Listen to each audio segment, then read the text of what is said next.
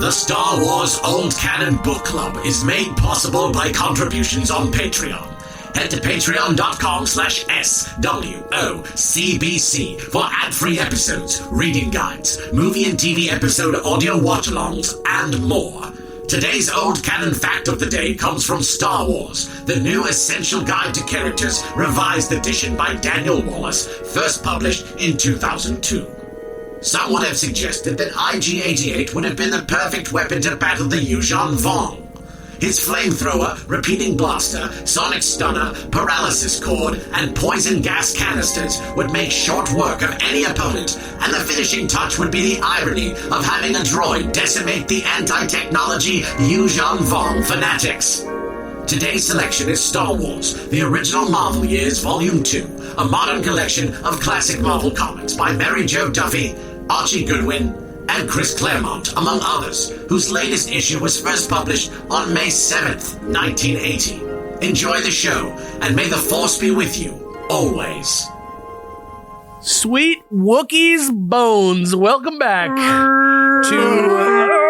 Oh, no. Ladies and gentlemen, the Kashyyyk Wookiee Men's Choir. Welcome back to the Swak Box. This is episode whatever it is. We are here hot off of Empire Strikes Back. We went from like the most canonized piece of Star Wars maybe that exists. People are like, this is the best movie ever made. Like, outside of Star Wars, it's one of the most iconic pieces of media ever made. Right back into like full on. This is like the molten flow hitting the water. Yeah. It, for me at least, it took like a sec to readjust my sensors. There are organisms living there that shouldn't exist. Yeah, it was very jarring to be like, hell yeah, and then be like, whoa, all right, this is another time, another place. I am going to say, just right off the bat, while I loved the first run through this, the first couple issues, I was like, why are we reading this? Guys, why are we reading this?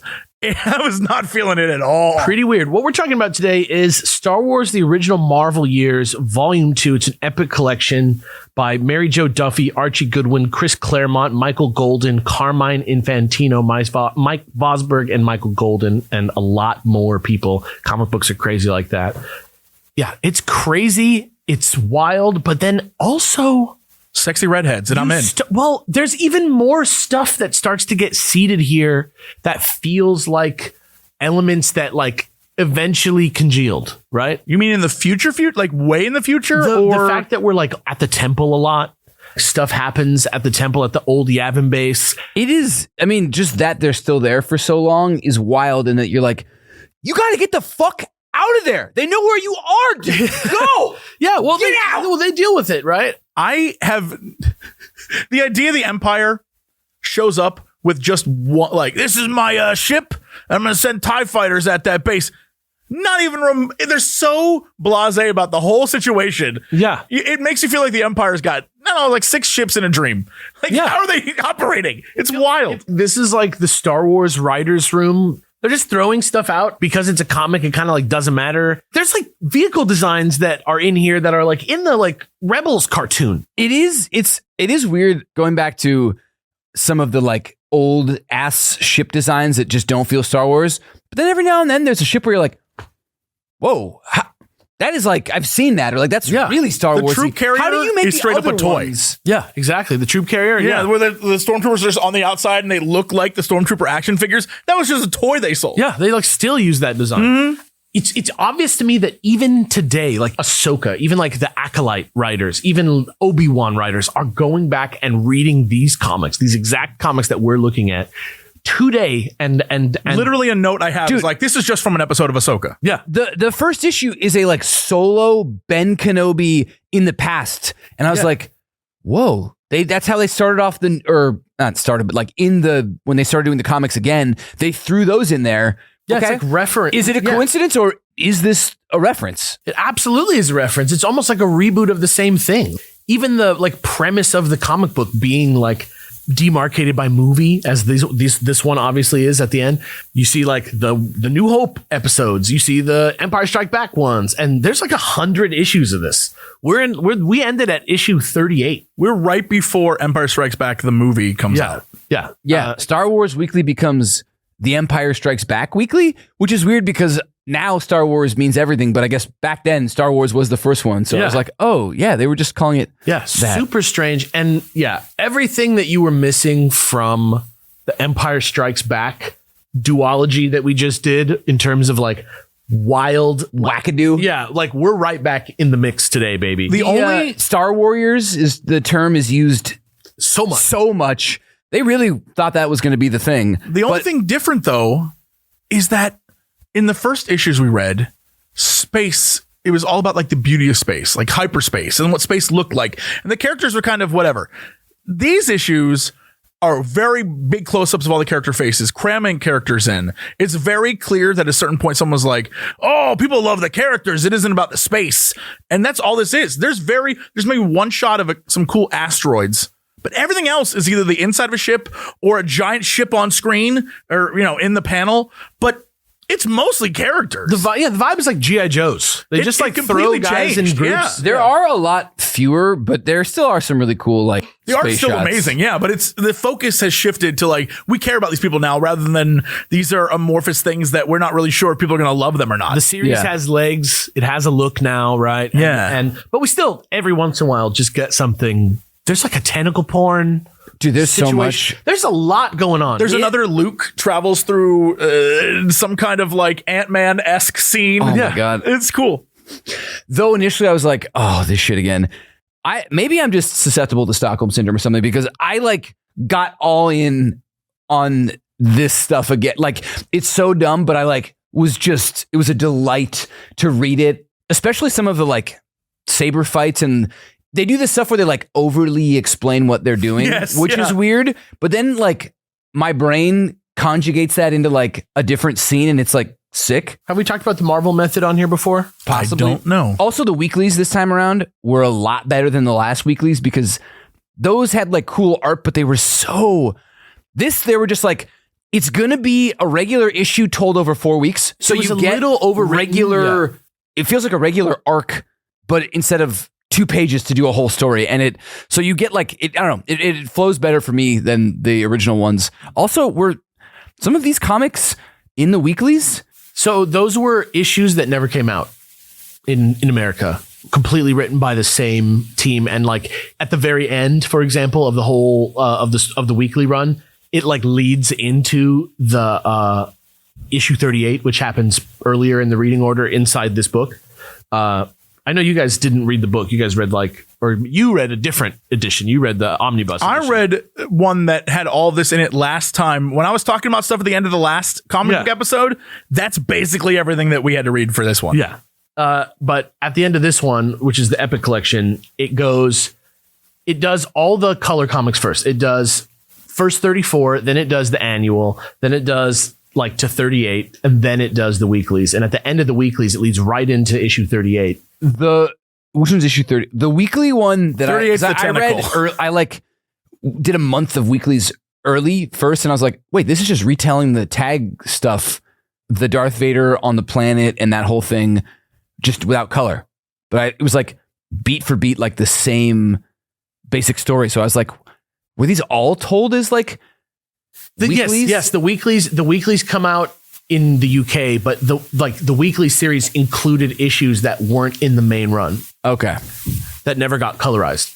So it's just like when countries were treated so very differently in their releases, even though it's like we should all have the same stuff. Honestly, like I think it's kind of cool that they like did it this way. Like looking at the covers, seeing like Deathlock and Star-Lord and the Guardians of the Galaxy and Man-Wolf and stuff like that on there. I'm like, that's awesome. Dude, as a kid, that would have been so hype. Yeah. Like you get like a bunch of different stories in one. That's very much like how old comics used to be. But yeah, 38 was the one that had that like laughing spaceship man in it. We'll get to that in a minute. The weeklies led right into it. They don't really cancel each other out in any way, but we'll get to it. It kind of like feels like Clone Wars where it's all just, these are adventures. They all happen roughly in a time period, but some stuff evolves and it's still based around like pretty much for the most part, like stuff that's mentioned in the movies is like getting explained most of the time that you're watching them. But yeah, there's also just like Monster of the Week type characters that you don't feel like they brought in to be like permanent Star Wars characters. And literally we were talking about it. Every single girl in this is like a new character who dies in like 2 issues. Everyone's trying to honeypot everyone. Yeah, it's crazy. Every woman shows up and is like, hello, Luke Skywalker. Can I get you to do something by kissing you? Like, okay. there are like, Leia has kissed more people in the Rebel Alliance than she hasn't. She's kissing Han and Luke at the same time, dude. Yeah, there's a panel with Dodonna where I'm like, are you guys fucking? What is happening here? She straight up there's that one like flirty kiss. Yeah. She's like, I should be out there with them. And he's like, no, princess, we need you here. And she's like, let me take you back inside and change you. I'm like, whoa. Yeah, I'm like, what is happening? What is the implication? Her tickling his ear and kissing his cheek. And now let's go inside. This night, air makes me talk too much, but it's like, what is the like? There's what is your so much face? implied, and you're trying to get to go on a mission. Like, yeah, well, yeah. Let's get into it. Let's get into it. Let's hit issue 24. Silent drifting.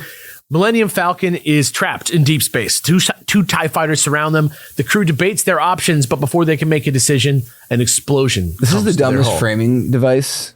What? Because they're like, they shoot 2 things at once, and it's like, this reminds me of a story about this, and then the story really has almost nothing to do with it. Even the shooting twice is like, what the fuck? Why did that happen? What's crazier is I forgot. Just tell a story. In the comics, Chewie looks insane. He's huge. He looks insane. His forehead has no hair at all. It's wild. He looks like the Abomination from Marvel Comics. Dude, yeah. And he changes from issue to like panel to panel. Yeah, he's an amorphous furry blob, which I kind of love though. So they decide what to do. Their hull explodes. 2 Imperial fighters get closer, but they're vaporized by the freighter. It's revealed that the crew only appeared to be crippled to draw on their enemies and ensure they couldn't escape. The Star Warriors, that is. And then Luke and Leia are like, good job, Han. That was really smart. And they start to work on the ship. And then Leia's like, while we're hanging out, let's just tell a story of when Obi-Wan like did something just like this. And I guess she was told this story by a droid that looks like it's from Metropolis. Yeah, it looks like a way nicer version of C-3PO. And what's amazing about this is it goes to the past, the Republic, and you're like, cool. We're going to see kind of what they thought the Republic looked like in the 70s. And it is infinitely cooler than the prequels. Dude, yeah. Same thought. I was like, wow. First of all, hot Kenobi. Yeah, he's like a silver fox. He's buff guy. Yeah, he is not wearing robes. He's wearing like a cool tactical suit, and he like shreds people. He has the facial hair of a riverboat gambler. He looks so cool. He looks like Talon Card with like battle armor. Yes, everything. I was like, this Kenobi. Fucks. This guy's awesome. So we're on a pleasure cruise, and he's on the cruise just because the cruise was going the way he was going. They made a weird mention. I don't have that exact quote, but were they implying that he's like poor? They were like, it's weird that you're on this instead of like a regular ship. It's more just like, because why would it's a pleasure cruise. Why would a priest be on like a hedonistic voyage? Yeah. But he was, because he's a fucking baller. Well, and he was there to wax. I was wondering, is this a Comics Authority comic? There's a lot of anti-alcohol sentiment in this issue from Obi-Wan Kenobi, and I was trying to figure out, like, was this like them doing a PSA to kids? Like you have to have like is a this quota? Because, or is it something like, well, when we see him in A New Hope, he orders a drink at the bar, so to show you how different in his prime Kenobi, it was just maybe he's anti-alcohol, and then it is the reason they get in trouble. The guy's like portable alcohol maker is like what gets them in trouble, and I was like, why the fuck are we spending so much Star Wars time? I don't know. Anti-alcohol. There's supposed to be a story about shooting twice. Yeah, I don't know. It was super weird. It had like I think you're right. Like how the G.I. Joes used to have those PSAs at the end. Same exact vibe. But also, everyone on that ship with him looks equally cool. Every alien design's neat. When you just say draw creatures, it's all everything looked cool. Visually, this was awesome. It was like, Mos Eisley Cantina, but Canto like times Bight, a million. Canto Bight Casino, cruise ship, Titanic elements vibes. It was cool.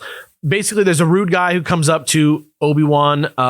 There's a droid that comes up also first. That's like, hey, Bail Organa wants you to take care of me. He's is like, that RKO or whatever that droid's name is? Yeah, whatever his name is. And then like a guy comes up to them both, and he trips the guy because the guy pulls out a knife, and so he kills him. He just like ends a dude for like the guy a like very, comes up behind him and he like bam takes the guy out without even looking at him. Doesn't he do the Kylo Ren, the like, Yeah, like the little bump and you're gone. Yeah, Which is incredible to me because for years that was like, Jedi don't do that, dude. That was the first thing this man does is he just turns it on into a man. And you're like, damn. he zeroes a man straight up in Star Wars too. Like he does not give a fuck. the guy pulls a blaster, like, you know, he's been given warning. This guy, his opening move was to kill him. Yeah, well, it's probably just because he was less lazy at the time. Yeah. So then some guy's like, "Hey, that was awesome. Come have a drink with me. My name's Augustus Trill. I'm a criminal." And he's like, "Do you want to do a mission with me?" And he's like, "No." And then Dude, I imagine him having like Sean Connery, like his look. He looks like Sean Connery. He looks like Zardoz. It's a different man. It really is. It's amazing. It's a buff. He looks Desert Life is he looks hard, like dude. Kurt Swan's Superman, like a fucking thick-necked dude with a big fluffy hair. Okay. So then there's like one of those like great like movie conceits where they have to like go through the asteroid field. So for some reason, This premise is insane. Yeah. This is a pleasure cruise that runs regularly, but they go into like an area of space with a like alien enemy that will kill them and is vicious. And they do this regularly. They just hide out in like an asteroid field they because have to go through cloaks it them. and they have to turn off their shields as they do it. You would just go fly somewhere Madness. else. If the ship is where the fun is, you don't have to go here. It's like it only exists to make this insane issue happen. And I'm fine for that. And art wise, the asteroid field, every shot of the asteroid field isn't like what you would imagine rocks. It's giant boulders flying through space. It's like so dangerous. You looking. would die so quickly. There's no reason to do this at all. Like, can't we just go like to the beach? What about like Floston Paradise? You know what I'm talking about? Fuck. So then they're like, all right, well, while that's going on, I guess we're gonna like go chill in our room. So then the captain's like, Jedi, come, we have to look at these two ships that are getting pretty close to the cruise, and you're a Jedi, so we want to know what you think. Apparently, they're like slaver ships, and the whole thing reminded me of like the Reavers from Firefly. Like, Oh, that's a good reference. Yeah. that's their exactly ships right. even like kind of look like that too. They're like a Yeah, and the vibe is like, we don't want to alert the passengers, but word spreads anyway. And what? It's just the more you talk about this, the more I'm like, this is kind of like Fifth Element. Yeah, this whole situation Like, is we don't want to alert the exactly- passengers that there's guys aboarding the ship. Like, all right, we're gonna have to fight the guys. Yeah. Yeah, so basically, and this is funny that you say this, because then the captain literally relinquishes power to Obi-Wan Kenobi. Right. Very much. like, I'm not a wartime captain, so Yeah. you take over. Just like how the guy from Something About Mary does to Bruce Willis. Anybody else want to negotiate? And then so he uses the Force and guides the cannons to like aim at the ships somehow. Somehow the Force helps him shoot the ships. And then they're like, why did these guys find us? What's the signal? And it turns out, well, first, actually, people are after Tyrell. Because they're like, you pulled the slavers in here, you fucking criminal, you famous criminal. But it turns out that it's like this like wine making microwave machine. he just has like a device that just can make anything immediately alcohol. Yeah. And that's what they're tracking. Yeah. And so It's so stupid. they're like, oh. and then he like destroys it. And then he has like, oh, this will give them time to clear their heads because they like want to mutiny against him and they get weird. That's why I'm like, it's a very like anti-alcohol. They become like zombies because they're drunken, afraid. Yeah. Which isn't untrue of people, but it's just so weird that you're like, it's a weird way to frame we're it. only back here to talk about how you shot. Literally, they shoot the two fighters at the same time, and then he shoots the two whatever at the same time. That's like why we're here, but it's a lot about and it's not actually that similar of a story. Like the firing isn't even. Yeah, they don't he didn't really lure them in. He just shot twice. You just did a used the cool- Force. Yeah. It's a trick shot versus playing dead and then getting up and like, It's not stabbing that twice. similar. I guess I see why she thought of it. I guess I understand why it reminded her of it, but it wasn't really that similar considering they're both made up. But back in the present day, Good point. Back in the present day, he's like, "Wow, what a great story!" And Leia's like, "Yep," and you, or they're like, "You're a great storyteller, Leia," and she's like, The best part about that ending is Han's just like, yeah, but like if that Force stuff was real, like, he just still doesn't believe in the Force. All that Force shit is bullshit. Yeah, that's crazy. Yeah, but you know what? At least he learned his lesson in 2015 in the movie. It's true. The Force Awakens. It was true, all of it. Yeah. Issue 25, Siege at Yavin. We got TIE fighters at Yavin who have knocked out a lookout station. Yo, for those wondering, it's the guy from the movie who just sits there and does nothing. That guy in that tower. Yeah. They blow him up. Dude. Panel 1, dead. Somebody saw that movie and they were like, I'm going to kill that guy. Yeah. So they go into space and the TIE fighters get fought. It's not in space, but it's like, they go into the air, the X-Wings fight, and they're like, damn, we keep losing fighters, even though we're chasing everybody off. They're like going to whittle us down because we just don't have the same amount of resources.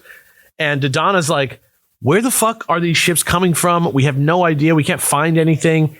And everybody's like kind of freaking out, getting cabin fever about it. He's like, we gotta like not go crazy if we're gonna like make it through this. This whole plot point, it makes no sense to me. It's so weird and so dumb. And it's like they keep sending them and we kill them, but then we don't have quite enough time to like fix our ships. Makes sense. It makes sense what's happening, which is that they're trickling ships in a way that's undetectable, but it's just really weird. Like one Star Destroyer should just bombard. Orbital bombardment. I know that like the Massassi Temple like will protect them, but it's like, cool. So you have unlimited supplies there?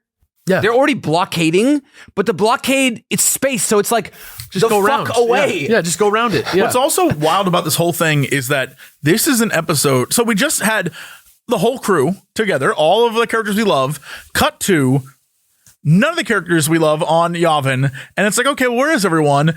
And then everyone is off the planet, so they're not even part of the blockade. Yeah, so it's like, okay.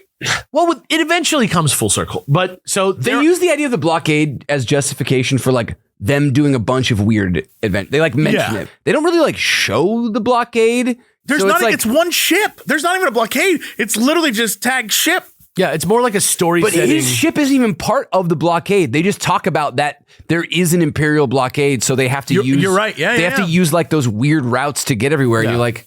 It's less an action that's happening and more of like a setting, in my mind. Yeah. We're on the planet Centauris. Luke and Leia are in this like space yacht that they got from earlier in the previous, I think in like issue 15 or 16. I can't remember. Oh, yeah. From this guy, Jorman Thode. Shout out to Jorman, who is Lex Luthor in a Superman costume. Literally, yeah. And then in another part of the spaceport, there's the House of Tag ship that's taking off. And I was not ready for how much the House of Tag was going to fucking become the entirety a thing. Of this run. I was like, it's great because whoa, there's like 3 brothers, a sister. They go back to them a bunch. You're like, what the? And they come back in the current Star Wars series too. Like all that stuff, like we read it with like all that stuff we read with like Vader and the tags and all that. That was like just so crazy to me. Like they created villains for our heroes that look like they were all isekai'd into Star Wars from other 1970s sci-fi. Yeah. None of them look like they belong. Yeah, exactly. But none of them is actually this Tag, right? No, exactly he's right. dead. He's dead. Okay. They don't even mention him they're literally just like his family is like a very influential family. Yeah. And they're all trying to be like the Baron. And so they all like there's Silas, who's crazy hair, Orman, who's sci-fi glasses, Domina, who's the redheaded sister, and then the other guy who's like Ulrich. Yeah, the wormy dude. Like, I'm just happy to be here. Yeah. It's wild. Yeah, he's like the Imperial goon. Orman. Then there's another one.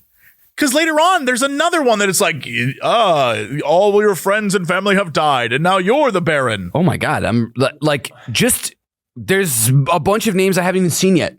Yeah, the tags. Taxio Tag, Silo Tag, Conan Antonio Madi. I don't know. I think they just thought that like it would be a nice, close, like everybody knows the name Tag. And so it's but it doesn't really connect to anything that has to do with anything. So it's like they could just do whatever, right? Yeah. Orman Tag has the vibe of like the Superman with the glasses. I thought exactly that. Yeah. He just does not the Eradicator look like he belongs at all in Star Wars at all. It is like the Terminator Superman. Not Star Wars tech. Like, right. That's a great example of like that should never have made it. However, a rich baron warlord who has a vendetta with Darth Vader, who is training with a lightsaber in order to kill him. Is awesome. I don't. Yeah. By the way, it's not looking like Star Wars doesn't mean I didn't fucking love it. Yeah, exactly. I mean, his stuff got like wild, but I was fully on board. their plans are super villain plans. Yeah. They're like Saturday morning lightsabers. cartoon plans where you're like, if you had these resources, why would you ever use them like this? Because they This is wanted so us- dumb. Ice. They and wanted us icy to have a doom good time. when we fall them. The man's crazy. They wanted me to have a good It's like- afternoon. What the fuck? It's G.I. Joe shit. It's wild. So they find out that Luke and Leia are on this planet. They find out that Tag is like involved with the Yavin blockade or whatever, and so they like go chase it, and they track down the spice mining ship from House of Tag. And Leia explains to Luke that she thinks the Empire is afraid of the Death Star's destruction becoming like a viral thing in the galaxy because it will make the Empire seem weak. And she believes that the spice strike is like something that they're putting to like, wag the dog in the news a little bit to like put people's attention on that so that Right. people aren't focusing on the Death Star. And so all the other Imperials, while this is all happening, to try and kind of like stop it from ever getting out, are trying to like clean up the Yavin 4 mess in secret, which is why they're doing it in this stupid ass way. But the basically Luke is good enough of a pilot, and R2 is just sick enough of a whatever he is. What do you call it? Like assistant? Astromech? Astromech. Astromech droid. He's just a sick astromech droid, and they follow them right through their warp jump, which I didn't know was a thing in Star is. Wars, but it is. Again, this entire issue is hyper Ahsoka. If you, for those out there who watched the show Ahsoka, even the minefield run is in Ahsoka. Like it's all there. That's what I'm saying. Like, I feel like people are still mining these, and it's like written by like some serious, like, who is it? Like it's McDuffie, right? Mary Jo Duffy and Goodwin. Yeah. Chris Claremont, like X-Men, genius X-Men writer, Chris Claremont.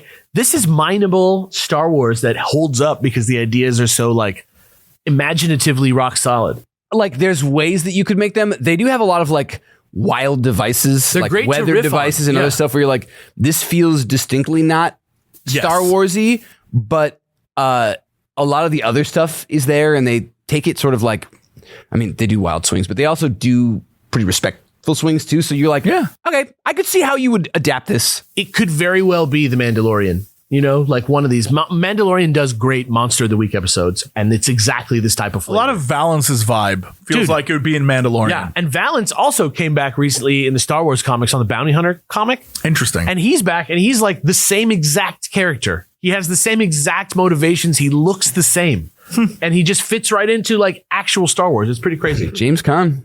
Yeah, he should be. That's how he looks like in a bunch of these things. He's great.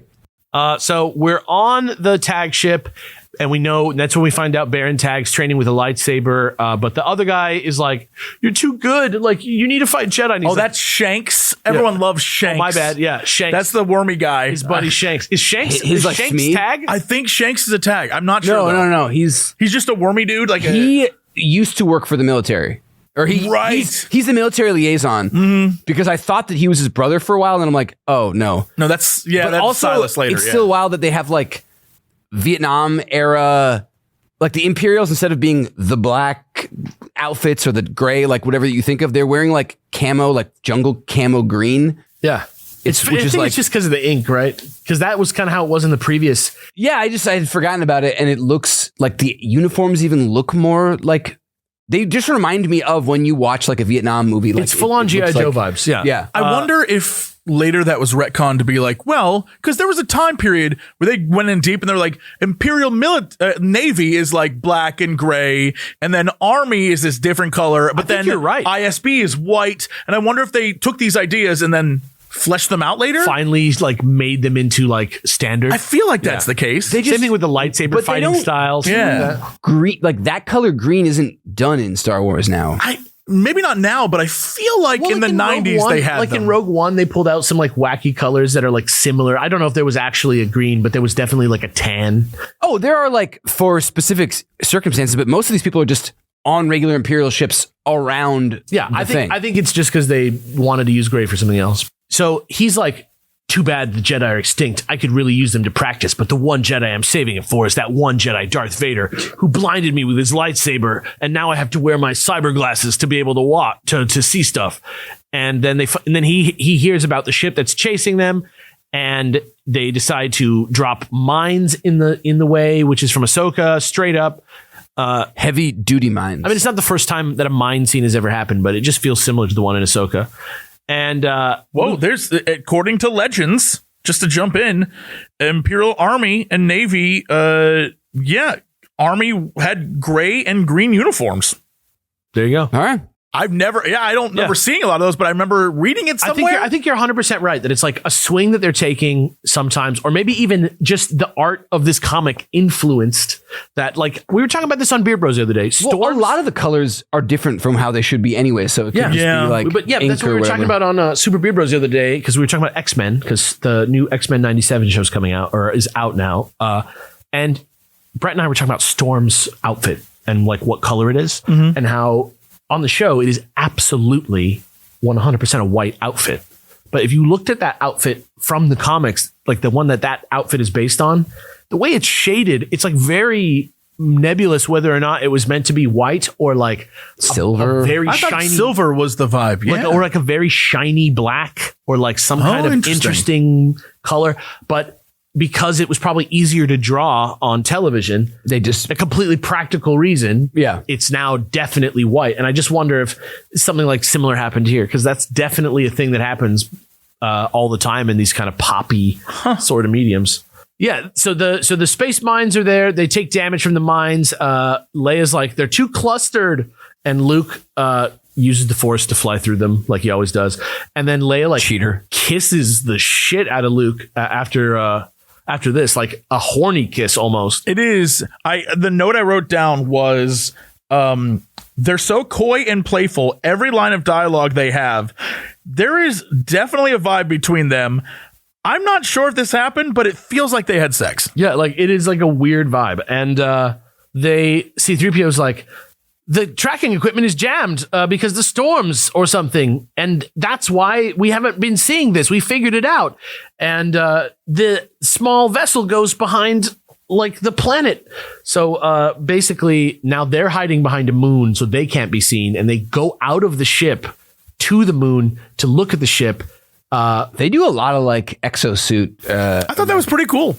Yeah. It's like not something that really came to the movies very much, except a little bit in Empire, kind of, and also in like Rise of Skywalker. Probably for very practical reasons. Yeah, exactly. And you're like, no, be in the ship flying it around. Like that was the cool effect. But they find out that, well, I guess they don't find out, but we find out that Tag is the one who's doing all this stuff, and that he's attacking the base, and that a new fleet's gonna like.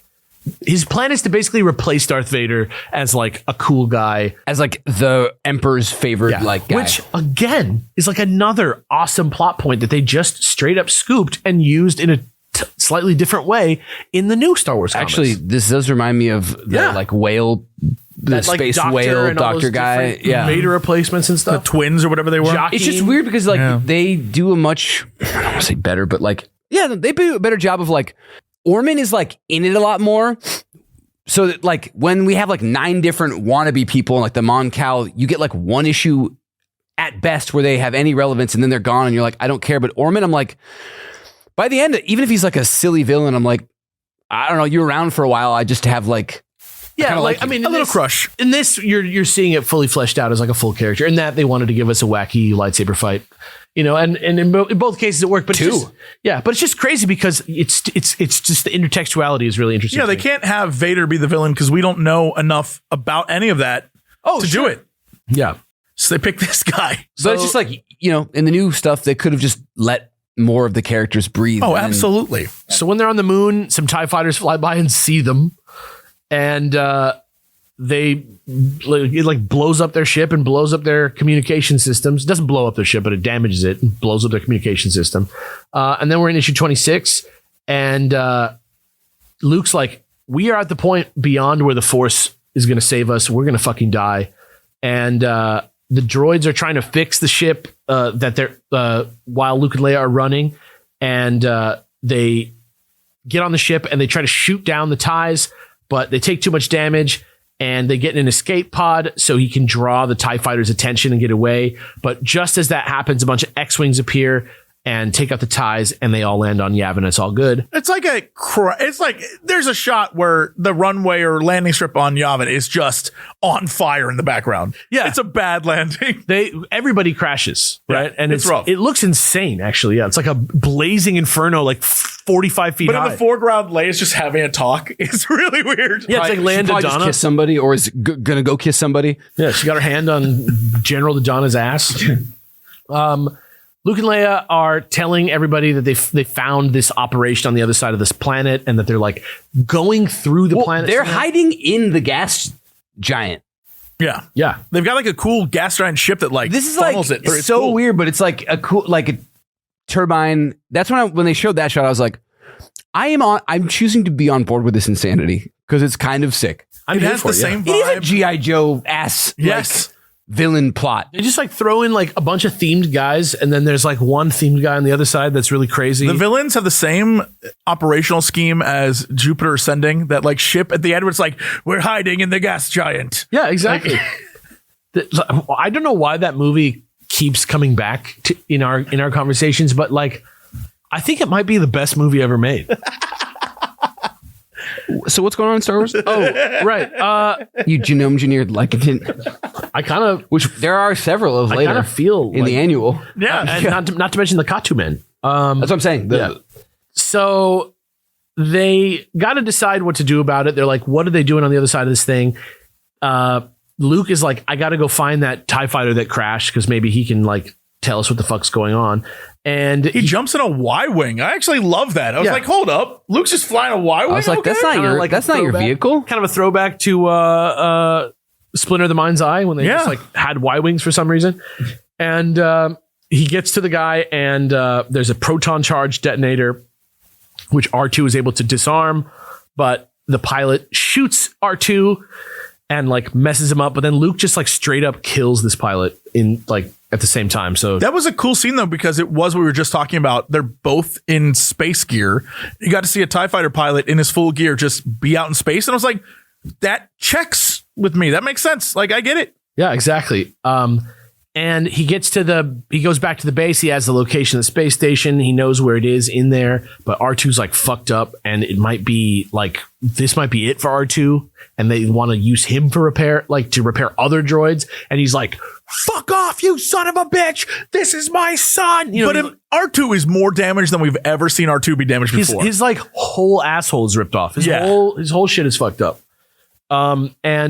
Luke like goes off, and he's like on the top of the temple, which is like maybe the first time this happens in Star Wars media that Luke does this. And it's something that he does a lot, like as much as Batman goes to the fucking roof of the fucking police station. yeah. Luke goes to the top of the temple to think about stuff. Dude, this whole like Dark Knight of the Soul sequence was like way more like dramatically done. Like they like changed the colors of the panels to like show. I could almost imagine like a late 80s or like early 90s movie with like some sort of saxophone, like whatever music. Even though it's an absurd circumstance, I was like, good job in like capturing the feel. Yeah, I don't want to make anybody believe that I'm talking about fucking here, but like there's an element to comic books in general of like romance as a tone that just doesn't happen as often these days. Like in the same way, that sort of pulpy romantic tone of like turning down the vibe and kind of vibing out, having Luke be like a poet for a minute. You know, there's something And very this is when 70s he's about that. about to go on what they're all assuming is a like literally a suicide mission. Leia He's the only straight up one that has can do a it. crying in the corner of the temple scene because she's like, Luke's going to die. I've sent him to die. Like, sadly, this has to be They done. all and you're realize- literally the only one good enough to do it, and you will die doing it. So Probably. it has Yeah. to be you. So he's like, yeah, but I'm going to do it. And he takes the TIE is the fighter. reason because just Yavin will he'll just get crushed by the gases? Like, why is it instant death? They have no idea what he's. Well, also, wasn't he the only one that was able to through the force he navigated out of there in the first time? Right. The idea is that he'd be just stranded inside the planet. And it's like a one-way because if you destroy the ship, the idea was like, how are you going to get back out? It's going to all just close up. The Which TIE fighters that they followed in the beginning, they're like, it's going for the gas. What are they doing? And it was like, shoot. Oh, wait, never mind. Yeah. So he takes off, and Leia's like hiding in the temple because she doesn't want to watch. She also doesn't want people to see her cry because she's like, I'm a senator. Yeah. No one can see me cry. Yeah, exactly. And C-3PO is feeling very similarly about R2-D2 at the same time. And Luke gets up to the gas giant in the TIE fighter, and he sees the cyclone open that leads straight through the gas. And he sees like this space station with a big turbine, and he just straight up starts bombing it right away. And the tag ship is like attached to it, right? They're like docked next to each other. And it gets away from the ship to follow Luke as he tries to like go through, because he blows up the turbine pretty quick. And now he's like using the force to get out, and the other ship is chasing him. Oh yeah, Orman like follows him to like draft off his like force. Yeah, getting out of there. So they all get out, and Tag realizes that I don't know if he knows it's Luke Skywalker, but now he's like, that motherfucker. I'm gonna get this guy.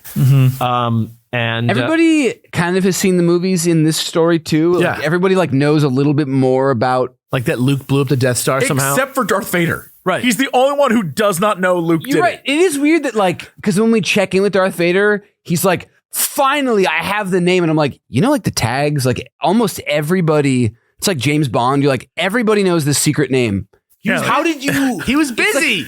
It's like weird that like a guy like kills himself to keep the name, which was a sick part in the Valance that we're gonna get to. You're just like, they already know it. He was busy. He didn't have time to look. He had a lot of other Vaderly things he was doing. Issue 27, Return of the Hunter. We start in a cantina, and we're at Valance now. This is on another planet. This really is like opening like a Mandalorian cold open. Yeah, this is not the first time we've met him, right? No, we met him. No. He was in like episode or issue 15 or 16. Yeah, he was. Okay, good. So he's got he's buying droids from this guy. He's trying to find Luke and his 2 droids. He's like, hey, these droids you gave me were shit, and he like blows them up. And dude, this is so dumb. He's like, if you see those fuckers, just tell me. That's all you can do for me. And he's like, I hate that droid loving little piece of shit, even though I'm a droid, even though I'm half droid. His whole bit is so silly. But yeah, he's like doing these missions while he's waiting to find out more about where Luke is. And he spends all of his money on droids to then just shoot them like target practice because he hates droids. Yeah. Dude, he hates who he is, man. That's absurd. Think about like, you're like, I want to buy 2 more. And then you just shoot. You're like, okay, stop. But I get it. You hate droids, but chill the fuck out. He hates himself, dude. He's not even buying new droids. He's buying secondhand droids to destroy. It's absurd. Think about how many old, gay, closeted Republican politicians there are that are so anti-gay. I get it, but never mind. I'm not going to try and do a real world analog of this. I'm just saying, there's a lot of like, I'll just destroy what I am kind of vibe. It's just like, it's not even like you're doing Most Dangerous Game where you're like hunting them. He just buys them and immediately shoots them, and then it's over. And I think is there any release for you there? I think he was saying they were shitty though. Meanwhile, Vader is straight up just like the cool. He's still torturing people, but like in cool ways. And I think it's awesome that Vader continues in the comics to just be like the biggest badass who ever lived. They kind of, what's weird is because this predates Empire Strikes Back, but he's doing Empire Strikes Back. He's just going to a place. I guess he did it in A New Hope a little bit, but like he literally goes somewhere, is like, don't lie to me. I'm going to get exactly what I want and you will die. And then he does it. Yeah. He just does it repeatedly. That's entire that's arc. His vibe. Yeah. But it's just like, that is we were talking about it like in, I think, the New Hope episodes or in the Empire Strikes Back episodes where it's like, that is like sort of like, cool. This movie, like, this is now Darth Vader forever, but he is already doing it a little bit in the comics now. Yeah. So I don't know. They clocked it. He's like, yeah, I'm just going to go do that. Yeah, it's really like some classic style story crafting. It very like adjacent to the tone of those like Han Solo books in sort of like who the audience is, but it's comic-y, so it's like a little simpler. I don't know. It's also crazy how like it must hit some sort of universal appeal because it's just as refreshing like 30 or 40 years ago. Like the bit is still good. Yeah. I'm loving this as Star Wars, I don't know. It's like so not Star Wars in so many ways. And I still just feel that pure joy that I used to feel when I was a kid from Star Wars. And I never even read this before. Okay. So Luke is in space around Yavin looking for stuff, and he runs into a Star Destroyer, and he has to like get the fuck out of there and jump to hyperspace with C-3PO. And it's crazy. And they land on the trading post planet Junction, which is there's a lot of weird. Oh, yeah. There's a lot of weird names in this. Monastery, Junction, Foundry. Like, they're like Destiny names. They're like names of like Marvel Comics writers, which is who they are. But like, they're like the names of Halo AIs. Before they like solidified like Star Warsy names, they just have like names that are like what they are. But they'll also be like, he's on Ormlom 3. Yeah. And you're like, when do we decide on these names? There's like groovy stuff, and then there's like Dan O'Bannon, Alien. Yeah. Stuff. So they're on Junction. They're looking for parts to repair R2-D2 and get supplies for the Alliance. But also, this is where Valance is. And I forgot the R2 repair plot. Like, took a sec. Yeah, this is where Valance is. And he's been looking for Luke this whole time, and they went into the shop of the same guy that Valance was talking to. And back on Yavin, Leia's like hiding because she should be in action. She's like, I was like being protected by Luke, or I was trying to protect Luke by not letting him do anything, and now I want to do stuff. Yeah, you're not letting me do anything, Tadana. Yeah. How can I change that? So we should go inside and... it's a crazy scene. Yeah. And her face and his face. Everybody involved in that panel should feel bad. Yeah, is the idea that she like sweet-talked him into letting her go? I think the idea is she sweet-talks him, but it's the stuff that's on the panel. It looks like she's going to fuck him. Yeah. Yeah. Then we're back we're at Junction, and Valance is in the sewers, and he finds an Imperial spy who's trying to tell Darth Vader about Luke, but Valance kills that dude. And then Luke and 3PO get the parts they need and resupply the Alliance, but Skinker, the guy that was talking to Valance, is like trying to like stall so that Valance will show up and attack. And Luke overhears this, gets his gun out, but Valance shows up and tries to shoot C-3PO. But they are able to like jump behind a door and close the door. And Luke's like, C-3PO, go take the shit and go. But then Valance blows up the door with his like Mega Man gun that's in his hand. Yep. That's kind of like a sick thing that he has that's really not in Star Wars that I like. Tight. It's like the opposite of what Darth Vader does in Empire Strikes Back. It really is. Instead of taking it in, he shoots it out. Yeah, exactly the same thing. And it apparently uses a lot of his fucking battery to fire that handgun because it's like coming off of his like cyborg battery. It is kind of like the unibeam just on his arm. We are all in agreement that it's a very, very powerful gun compared to like a blaster, right? Yeah. Okay. Yeah, that's kind of how it feels to me. Like it's like it's like everyone he hits it with vaporizes. Yeah, like exactly. Just straight up is gone. It feels like it's he's also like, oh, I hate that I have to use it. It like always destroys whatever half of his body that it's touching. So it's like, it feels like the big cooldown, his like ultimate. Yeah. So if he were at Overwatch, Luke and Valance like fight at this point, and this is when he like gets his like Terminator. Like he's revealed. Dude, it happens so much. When he gets on his like ship, he rips off half his face, and it's like, where are you getting that's just these for us. perfect prosthesis? Was it because I forget what happens in this first episode, but he was hurt in that episode, and this is the aftermath because his ship or something got blown up. He was just pissed, but he has his full face on at the beginning, and then he's. But I'm saying like I'm a fucking robot. In the last run that we did, he wasn't at all a droid. He was. He was half droid the entire time? Ever since his accident, that was the reveal. He crashed when he was a pilot for the Empire, and then he Gotcha. Okay. But yeah, so basically what happens is Valance like handily. So he doubly hates Luke. Doubly. For, one, making him part mechanical and a Borg, and two, for loving them also. But when he, no, but he doesn't make him a Borg. Luke doesn't make him a Borg. He's not part of the Death Star. That's not how he gets his. I guess maybe. Actually, you might be right. Because I don't remember how he shows up. Maybe it's like him hearing about it in the medical facility about the Death Star that makes him pick him as a target or something. But I don't whatever. Anyways, it was an accident that made him that. Sure. But basically, Luke is gets beat by Valance because Valance's arm cannon is just too good, and he's about to kill Luke, and then C-3PO is like, no, and Valance is like, what the fuck? This robot is like doing human putting things. its life on the line. I could be a human even though I'm a robot. And C-3PO is like, open your heart, motherfucker. I forget what he says, but he says some. Yeah, and Valance is like, get him out of here. Yeah, just go. Just get out of here. I'm not gonna kill you guys today. He can't do it. He can't. He's got some issues. But he does hint that like, I'll find you guys later though. He does that thing that's very tropey where it's like, I'll be back. oh yeah, no, he got away. I couldn't kill him. Wait but for me I'll to hunt show him up. later. You know, like that kind of thing. Like I'll give you a head start. Issue 28. Whatever happened to Jabba the Hutt? I cannot believe the first text of this issue was like, whatever happened. I wrote down the issue opens with whatever happened with Jabba the Hutt. He's alive and will try to kill Han. That's like what it says. Yeah, exactly.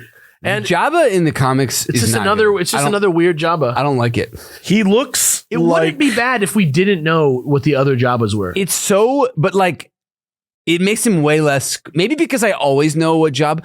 Again, him being a fucking slug, and we'll probably talk about this when we watch the movie, read the book, is such a such a bold decision. It's hilarious. Yeah. And it only because he's like a helpless blob, it just makes you fear him more that he has this amount of power. And then here he's just like any other Flash Gordon like alien guy. He looks like if a Bothan and a Klatooinian had a baby. That's 100% exactly what it looks like. Bothunian. Yeah, I honestly, so the way this episode, or God, I keep saying episodes, but this issue opens is it's Han and Chewie like hiding, and there's shadowy figures in the background shooting at them. And I honestly, for pages, thought they're gonna do a cool thing and never show he's out there, but they'll never show Jabba. And then the next page is like, this is Jabba. You get a lot of Jabba. Yeah, I was like, oh, this sucks. You get some Jabba. Yeah, not a fan. But, in terms of what happens, cool. Like, Jabba kind of sucks in this. I'm gonna be honest. I don't know. Like, not just look, just attitude, everything. He's like, I'm Jabba the Hutt, and you guys should you're my criminal organization. Why aren't you killing him? Let's go through all of it because, like, there's the parts of it that suck are like, let's have the whole context. Sure. So we're on the planet Orlean. Han and Chewie are being hunted, and they hide in a cave on the planet so they can repair their ship. And this is like one of their safe spots. No one knows about this. It's like a space they go to a lot. Yeah. It's like they lay low, it's shitty weather, and they just like probably smoke space weed and just like kick it in there for like however long until the heat's off, and then they go out and do other stuff. But meanwhile, Jabba's like pissed because he keeps losing guys, but it's because in Jabba's mind, the reason that he keeps losing is because he's wasting time trying to salvage the Falcon because it's such a good ship. He wants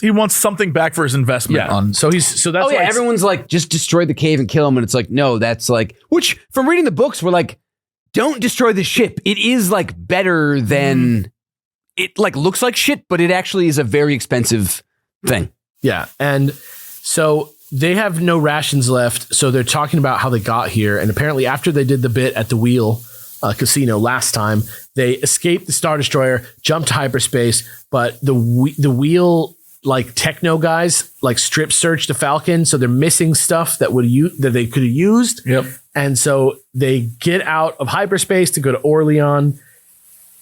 Jabba has a beacon in the cave that they usually hide out in. Jabba's ship gets close. They retreat to the cave. It's being taken over by these things called stone mites that love Han a good recognized. stone mite. Dude, these are wild. So stone mites are like, they say they're biological weapons from the Clone War that they were created to eat through any material with acid, which is just like wild. And wild that you just made that. And I'll say this, there are no stone mites in the movies. However, there is a literal droid that does this exact thing in the movies, and it's pretty scary. You're right. That could be when they're eating the ships. Yeah. The crazy thing is, this reminds me of, like, what were you telling me about? Maybe you guys did an episode of Chlumiana. Like, basically, like, was it World War II? The frozen bats. They have a team of insane people creating things. Like, the Manhattan Project was the one that worked, but they had, like, they were going to use cats. They were going to use bats. They're probably going to use rats. They put bats that would, like, catch on fire into, like, a town and then, like, hope they would go hide in, like, important buildings. Like, this was a legitimate thing that, like, adjusted for inflation, millions of dollars were being spent on as, like, potentially a real weapon to use. And stone mites are, like, so dumb, but then I'm also, like, having the context from you about that. I'm like, I guess it's genius if you just, like, take these things that burrow and go and you make them. You're right. This could absolutely, like, destroy their supplies. It could completely. It's a perfect, like planetary scale bioweapon. It, like, is self-replicating. I don't know why I pronounce that word weirdly. Self-replicating.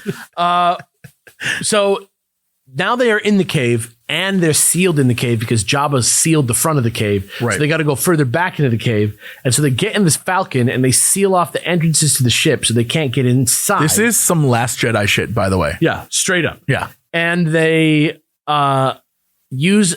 they're in the cave getting ready to go. Outside the cave, Jabba sees that the Falcon is, like, moving and stuff. So they, like, start trying to, like, drill in to get it. And then they find the skeleton of one of their guys in the cave. And then they realize what is going to happen. Yeah, that dude is just a skeleton. Yeah. He's gone. And Jabba's like, fuck. Which he should be nothing, because they can eat through anything, but you have to have they were still working on it. They were still on his body. Yeah. And then there's a bunch of ice all over the Falcon, so he's like de-icing. Oh, no, that's not right. He's using the de-icing systems to keep them from the stone mites off of the hull. Yeah. But there's, like, more mites above them than the engine can deal with. So they just boost the scanners into the mountains to find it weak. They use the blasters, and they, like, shoot their way out of the earth. Straight up it's Last Jedi. Like, partially what made it such a great place to hide is, like, it's the rocks were so thick they couldn't be scanned, but then they're like, oh, these stone mites, they made it weak. And then they are about to leave, and Jabba's there, and he's like, wait. And he's like, oh, what, are you going to fucking kill us? He's like, no, we're fucking fucked. Our ship is fucked by stone mites. Just take me home. We are good. And they do, and they are. The end. No more debt. It's wild that, like, they just handle Han's debt here.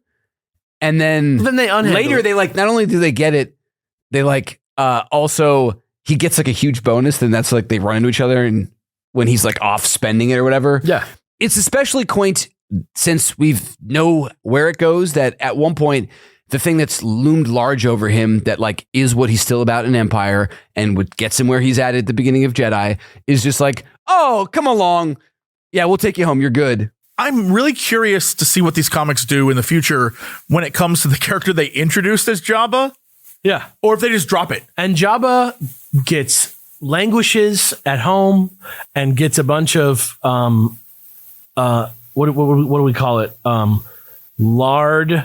Toads. Yeah. A bunch of toads. And he starts eating toads. Yeah. And it becomes a slug. The end. That's it. It just becomes a huge fat slug. I would love it. I know they're not going to do this, but if they had made the call that in the comics, that guy was just dude who claimed he was Jabba the Hutt, they might. Like, I don't know what's gonna happen. Yeah. There was a Boba Fett, look-alike at one point, too. I remember. Anyway, issue 29, Dark Encounter. Darth Vader Star Destroyer. We got 2 stormtroopers standing guard. There's a rebel spy being tortured. He won't give up a name. He, like, would rather die than give up the name, which is pretty sick. Oh, this is the one that I was thinking of this one when I was talking about the Valance stuff before, because this is a Valance episode. Yeah. Right. Okay. This is what I was thinking about. So we're on Centauri's again in a cantina, and another person is searching for the name. Tyler Locsin, who is a deserter from the Alliance. And the bartender is hiding them from the Empire. Looks like a more gruff Luke. Yeah. He literally just, they have a bunch of people that are like just Luke Skywalker, but he has, like, a beard. Yeah. Yeah, It's like the Rowdy Rough Boys or whatever. yeah. super strange. Are they on the planet? They're on Centauri's, yeah. Is that the one that was like used to be a pleasure planet and then the Empire like stripped it of its things, so now it's got like caustic acid lakes and I think it's the same one that Valance was on before. I think it's that one. okay. So Valance is there again looking for Lucien, and he kills everyone in the bar. He kills literally everyone in the bar. And then outside, stormtroopers are asking him about what happened. He doesn't kill everyone in the bar, but everybody who's got a gun. There's a straight up like brawl in that bar, and people die. Yeah, and they ask him what happened, and he's like, I was in there. This guy that I was with like did some fucked up shit, and I had to step in and like puts people down, but I'm on my way out of here. I'm not even trying to cause any trouble. I'm sorry, but that's just what happened. And they're like, okay. And then they're like, wait a minute. You're a cyborg. Get him. Oh yeah, because like he doesn't show him his creds. He's like, I'm a bounty hunter. Like this is just what happened. And then they're like, wait, cyborg. And so that happens. Which I forgot. Cyborg until like the next movie where the main character is a cyborg and nobody gives a shit is like a bad thing to be and people want to like kill you for it. Yeah. Yep. And then we get one of the coolest named places in Star Wars, Ruby Flame Lake on Centauri's. This was where Tyler Lucien is. And he's thinking about killing himself in the like acid lake and that you were talking about earlier. And then Valance shows up, but then Vader shows up in a TIE fighter and Lucien gets away like into the building that he like retreats inside. It's like the top floor, so you can watch a cool fight. It's like again, this is like used to be like a spa or like pleasure planet that you would go to, and then because the Empire always ruins everything, now it's like a crazy looking. It's almost like proto Mustafar. Yeah, but it's also just like a great place to set this encounter. Like why this whole thing was sick. Why this guy is here? No idea. Like why? What brought Tyler Lucien to this like gothic like? Probably because he's on the run from literally everybody. It's just like, how did he get dominion over like a temple or whatever it is? It's just, because it's an acid lake. No one's there. Well, it's like the abandoned places that you show videos of, like where people go to like just like going to like an empty city in the middle of China. It's just like there's nothing there. So vibes. I can buy that. I just love that they just go for it with this stuff. And then we're back on. Well, first Vader and Valance, they go to run into each other. But then we go to Yavin, and R2-D2 is repaired, and Luke and Dodonna are arguing because the general let Leia go, and he's like, "What do you want me to do? I'm a lonely man." And she tickled my ear. Luke realizes that he's actually being a hypocrite because he was doing the exact same thing to her, he's doing the exact same thing to her that she was doing to him.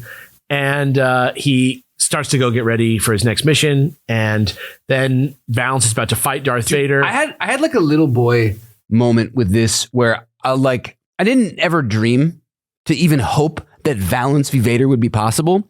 And then it cuts back to like Luke, and I'm like, no, I go back to the good part. Yeah. I don't care about you. She's your sister, dude. You're not going to fuck her. Let's go back to the fight. They absolutely knew what they were doing, though. Like, it does. There's a build up, and you're like, yes, flip the page. It's like, no. I was like, fuck. Yeah. And so basically now. I'm an adult. I could have just read it. Valance is now here to kill. Valance is now here to kill this man because he wants to stop him from telling him Luke's name. Yeah, his motivation has changed.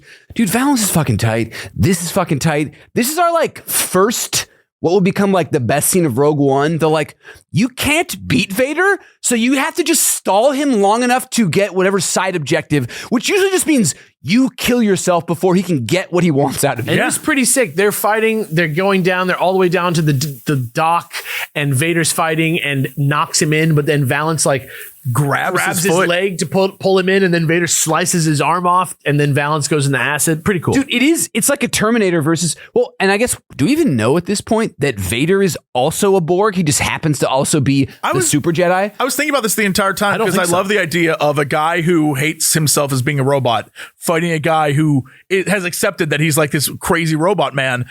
And then I was like, wait a minute. Do we even know as an audience that that's what Vader is? That's literally what I'm just saying. Yeah, like, that's what I'm saying. Yeah. I don't think so. I didn't think about that until like while we're talking about it now, I'm like, oh, with what they reveal about him later, this could have been an even different confrontation, but just as two heavies, it was fucking tight. It was cool. Valance gets some like surprise shots in, but Vader destroys. Vader just there was no chance. But there's even a moment where he's like, I cannot beat this guy, so the only thing I can do is drag him in the acid with me, and I'm like, that's boss moves right there. That guy's awesome. And Vader's like, no, bitch, and just cuts his arm off. Yeah, it is. There is no doubt in my mind that what the deal is with Vader is that he is a dark Jedi who is the age of Luke's father, who was friends with Luke's father, who was corrupted and betrayed Luke's father, and now he is this guy. At this point, because in one of the later, in the annual, they still are like Obi-Wan and his two disciples. Yeah. Vader and one of them had your name and the other was this other guy, and he came back. Darth Vader and Anakin Skywalker were the two guys. So I don't know, but his name is Darth Vader. So like, I feel like George knew, right? What do you mean? What do you mean? Isn't Darth Vader, doesn't that mean dark father in like Swedish or something? I mean, no matter what, the man's name was Darth. His name was Lord Darth Vader. Obi-Wan called him Darth. What is Darth? The Sith Lord element. Are you saying this is like if a dude's name is Regis and that translates to king? Like, I'm just saying, like that kind of vibe? Like he named this character Dark Father. Like regardless of whether he's a Lord of the Sith, doesn't that prove that George knew? No. I mean, what proves that he doesn't is we've now read like 9 different what I'm saying pieces of media where they're separate people. But clearly, but was it always a lie? And then these guys just like, because George couldn't, like, if George always knew that Obi-Wan was lying and he wanted it to be a surprise in the movie The Empire Strikes Back, he couldn't say that it wasn't true. And so it would be in the media represented up until Empire Strikes Back. But it also could be Empire Strikes Back comes out, because you would have to, he couldn't say, no, don't. No, but like, you just say, don't include anything about this. You just wouldn't have him make lies about. Maybe he didn't. Maybe he didn't. This feels more like one of those things where a writer will pick a loose thread from a previous thing and then pull at it to develop it later. And so Dark Father or whatever is like it's just a cool name. And it could be anyone's daddy. Is Vader means Leia's father? Dad. I'm pretty sure, yeah. It could have been Leia's dad. It could have been Hawes. It could have been anyone's dad. And he was just like, okay, for this, we're going to pull this because it's interesting and it's Luke. And that could happen. Like it could be anything. I'm with Davis on this. I don't think he had a clue. There is so much not of it in there. I'm saying, like, if you knew there was going to be something, just don't, when you have other people writing your books, just be like, don't talk about his father or Darth Vader. Just don't add those elements. But they put it in several times where they literally like, Obi-Wan and his 2 disciples. One of them had your last name. One was Darth Vader. No, maybe. Why would you just say that if it was a lie? Just don't include that. Maybe he did. Maybe because this is really the only talk about it. Like, so maybe he saw it in Marvel Comics. Like, he didn't like Jackson either, but that fucking rabbit was in like 6 or 7 issues of the comic before George was like, we're getting rid of this guy. The man is literally the king of retconning his own, like, his own bullshit. You think it's more likely changes how things are. You think it's more likely that he just randomly named Darth Vader Dark Father? Darth Vader just sounds like a cool, like, villain. Is that, or is that just because you have been socialized as a human being with the image of Darth Vader burned into your corneas? Possibly, but the only thing is that Darth and Vader means Dark Father, and every other piece of evidence suggests that they're different people. So one thing that could be a coincidence versus all of the other times where they're not the same person, yeah. It's just interesting to me. It's just an interesting detail. Do you think that he then also knew about Leia being related? Because there are 1,000 smooches and other things. That I think no. But like, why could you believe that a bunch of stuff he just changed? Because he didn't put like a clue. Her name isn't like Hot Sister or some shit like that. So I will say in German Dutch, it is Dark Father, but I like in Latin, it means the absent one. That's way cooler. That's way cooler. If maybe that's what it is. Because he's like the lost one.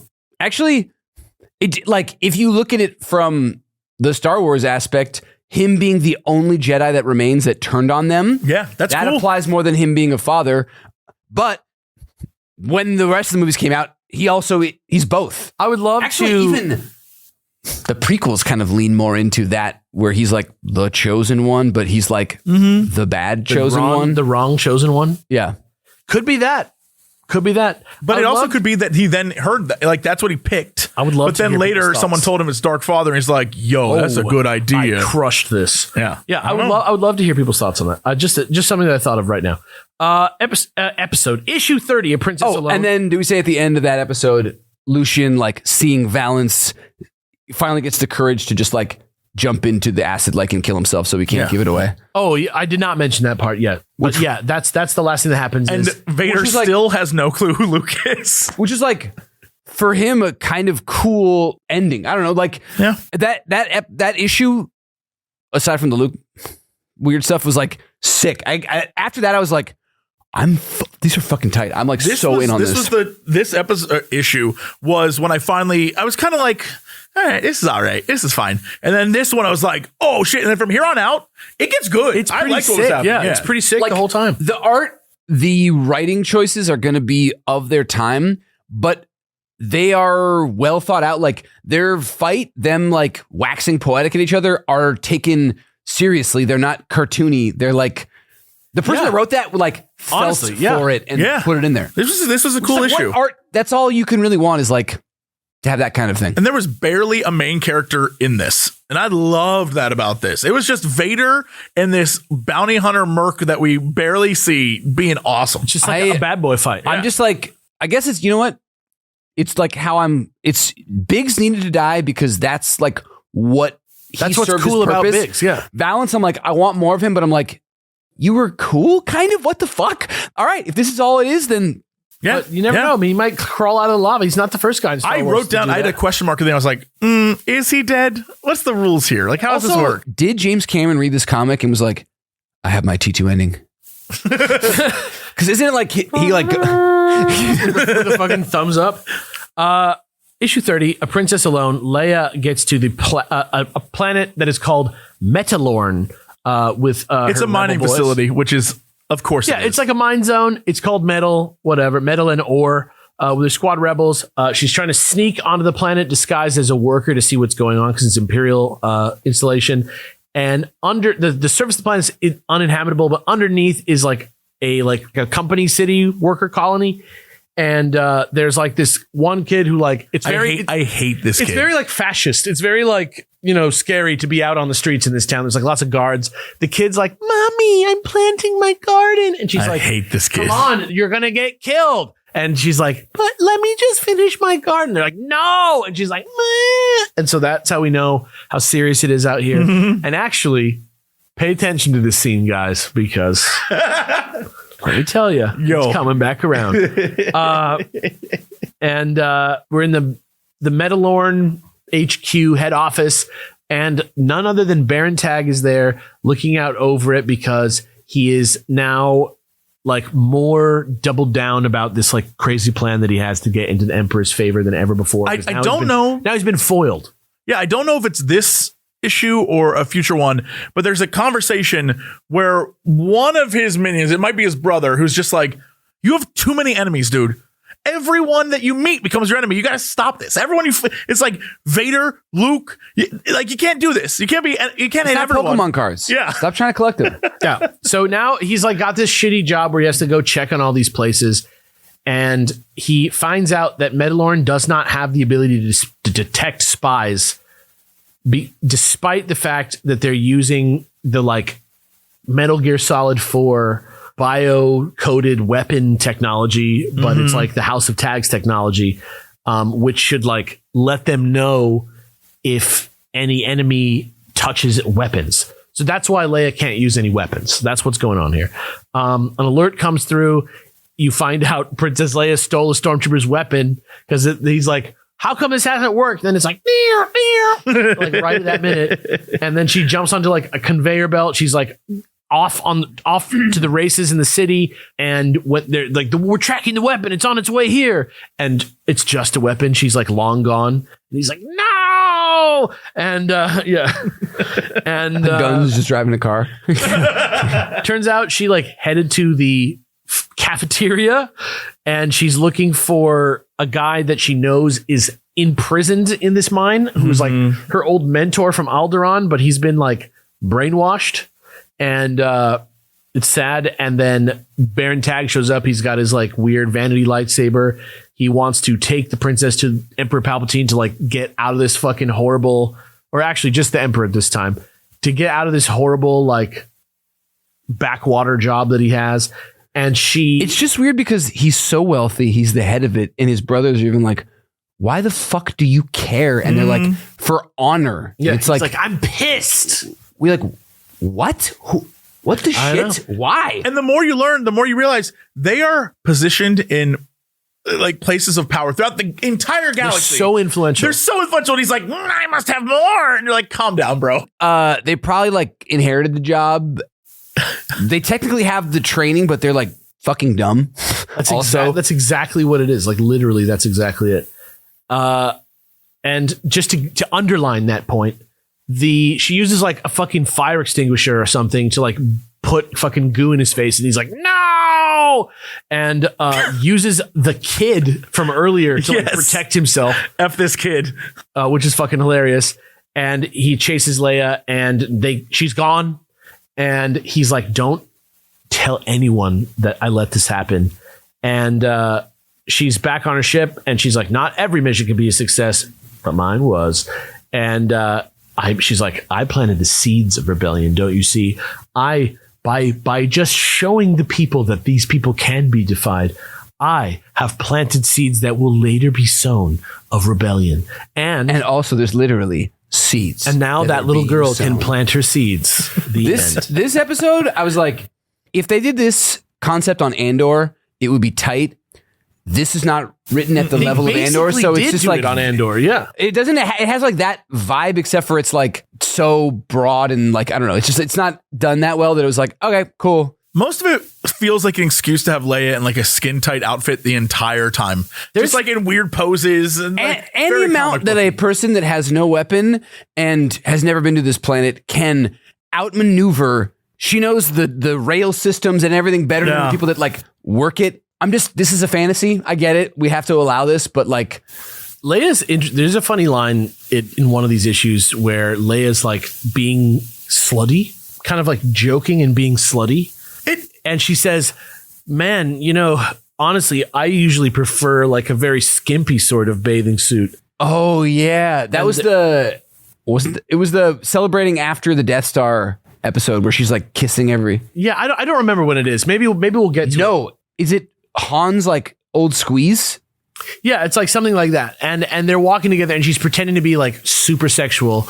But then it's funny because like 2 or 3 years later, she's wearing that fucking Jabba bikini for reals. What's crazy about this is by her choice. Her character clearly was like, yes. If I can wear any of these things, honey, I'll wear this. The more you think about it, during this time period, all we really knew about Leia was that she didn't take verbal shit from anyone, but all of her outfit choices were like a little skimpy outfit. And she's in half of Star Wars. She's not in Star Wars a lot.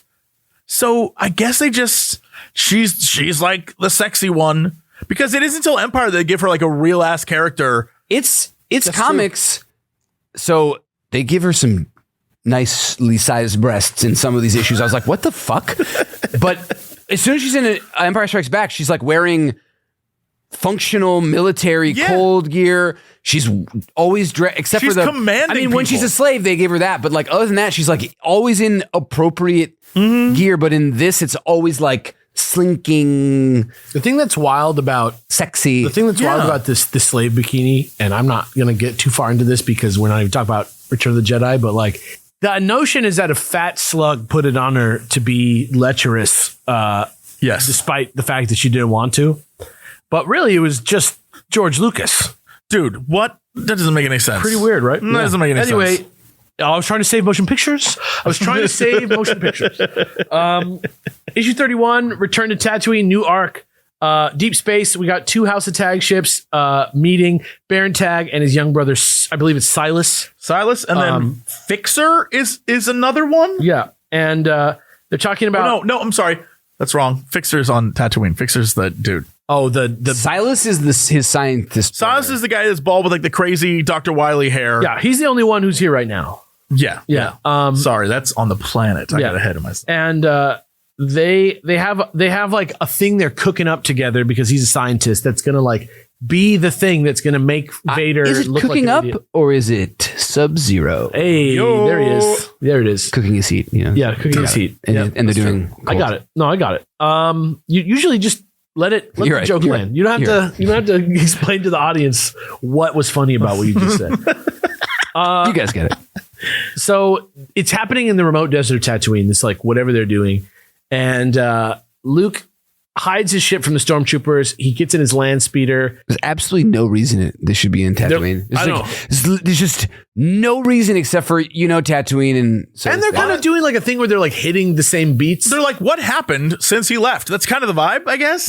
yeah. They're hitting all the beats. And he's literally going back to Mos Eisley again to find a smuggler who can like help the rebels this time. And that's along the way he meets Cammy and Fixer, his buddies that were like, Wormy. We did get like he's at the Lars homestead. the arc closed on Wormy. Mm-hmm. Yeah, he's in the Lars homestead when he runs into Fixer and his girlfriend, who wasn't his girlfriend. No, girlfriend. Now it's his wife. Oh, that's what it was. Yeah, okay. But she gives like I don't remember you being so tall and handsome. she's I was like, "Is he whoa. taller now. Okay. So he runs into them and they're like working and they're like, it doesn't really matter to us. We're just kind of like farmers. It doesn't matter who our boss is, so don't worry about it. We're just kind of Because they were worried because they're like, oh, Luke, you're dead. And they're living in this. And then they find out like the Tag Corporation bought up all these places and they've hired Fixer to like work them and run them. And he's like, I'm not coming back here to like get my house back. So don't worry about it. And that woman who calls Luke Wormy, I can't remember her name. I think her name's Cammy. Cammy was there when Rey showed up and asked her what her last name was. That's Wormy. Stop. No, I don't know. I was like, this, I don't want to know I don't know that. if that's true. No, Wormy is Luke. Right. That's Cammy. She said, I'm Lady Wormy. They call me Ray. Ray Wormy. It just, did we already talk about this? It makes Snips and Sky Guy, you're like, It's on brand. I guess Luke or Lucas just, he wanted sucks. like nicknames to, that's the thing for Tatooine's him. just got bad culture. Tatooine is a nerdy, silly Not like place. a font of new ideas. It's like a Camelot. It's a silly place anyway. yeah. So they head out into the canyons, Luke and the droids, and they find this like dead bantha that's like really cold and like weird. That doesn't make any sense on a desert planet. And he's like, it's so hot out here. What the hell? And then stormtroopers show up and they're like, let's get out of here. And for some reason, I think they put like a beacon on it or something. The stormtroopers just blast this dead bantha. No, they were like, wow, it froze. I guess, but we got to blow it up so no one knows what we're doing. So they just explode it. The stormtroopers do, right? Yeah. So weird.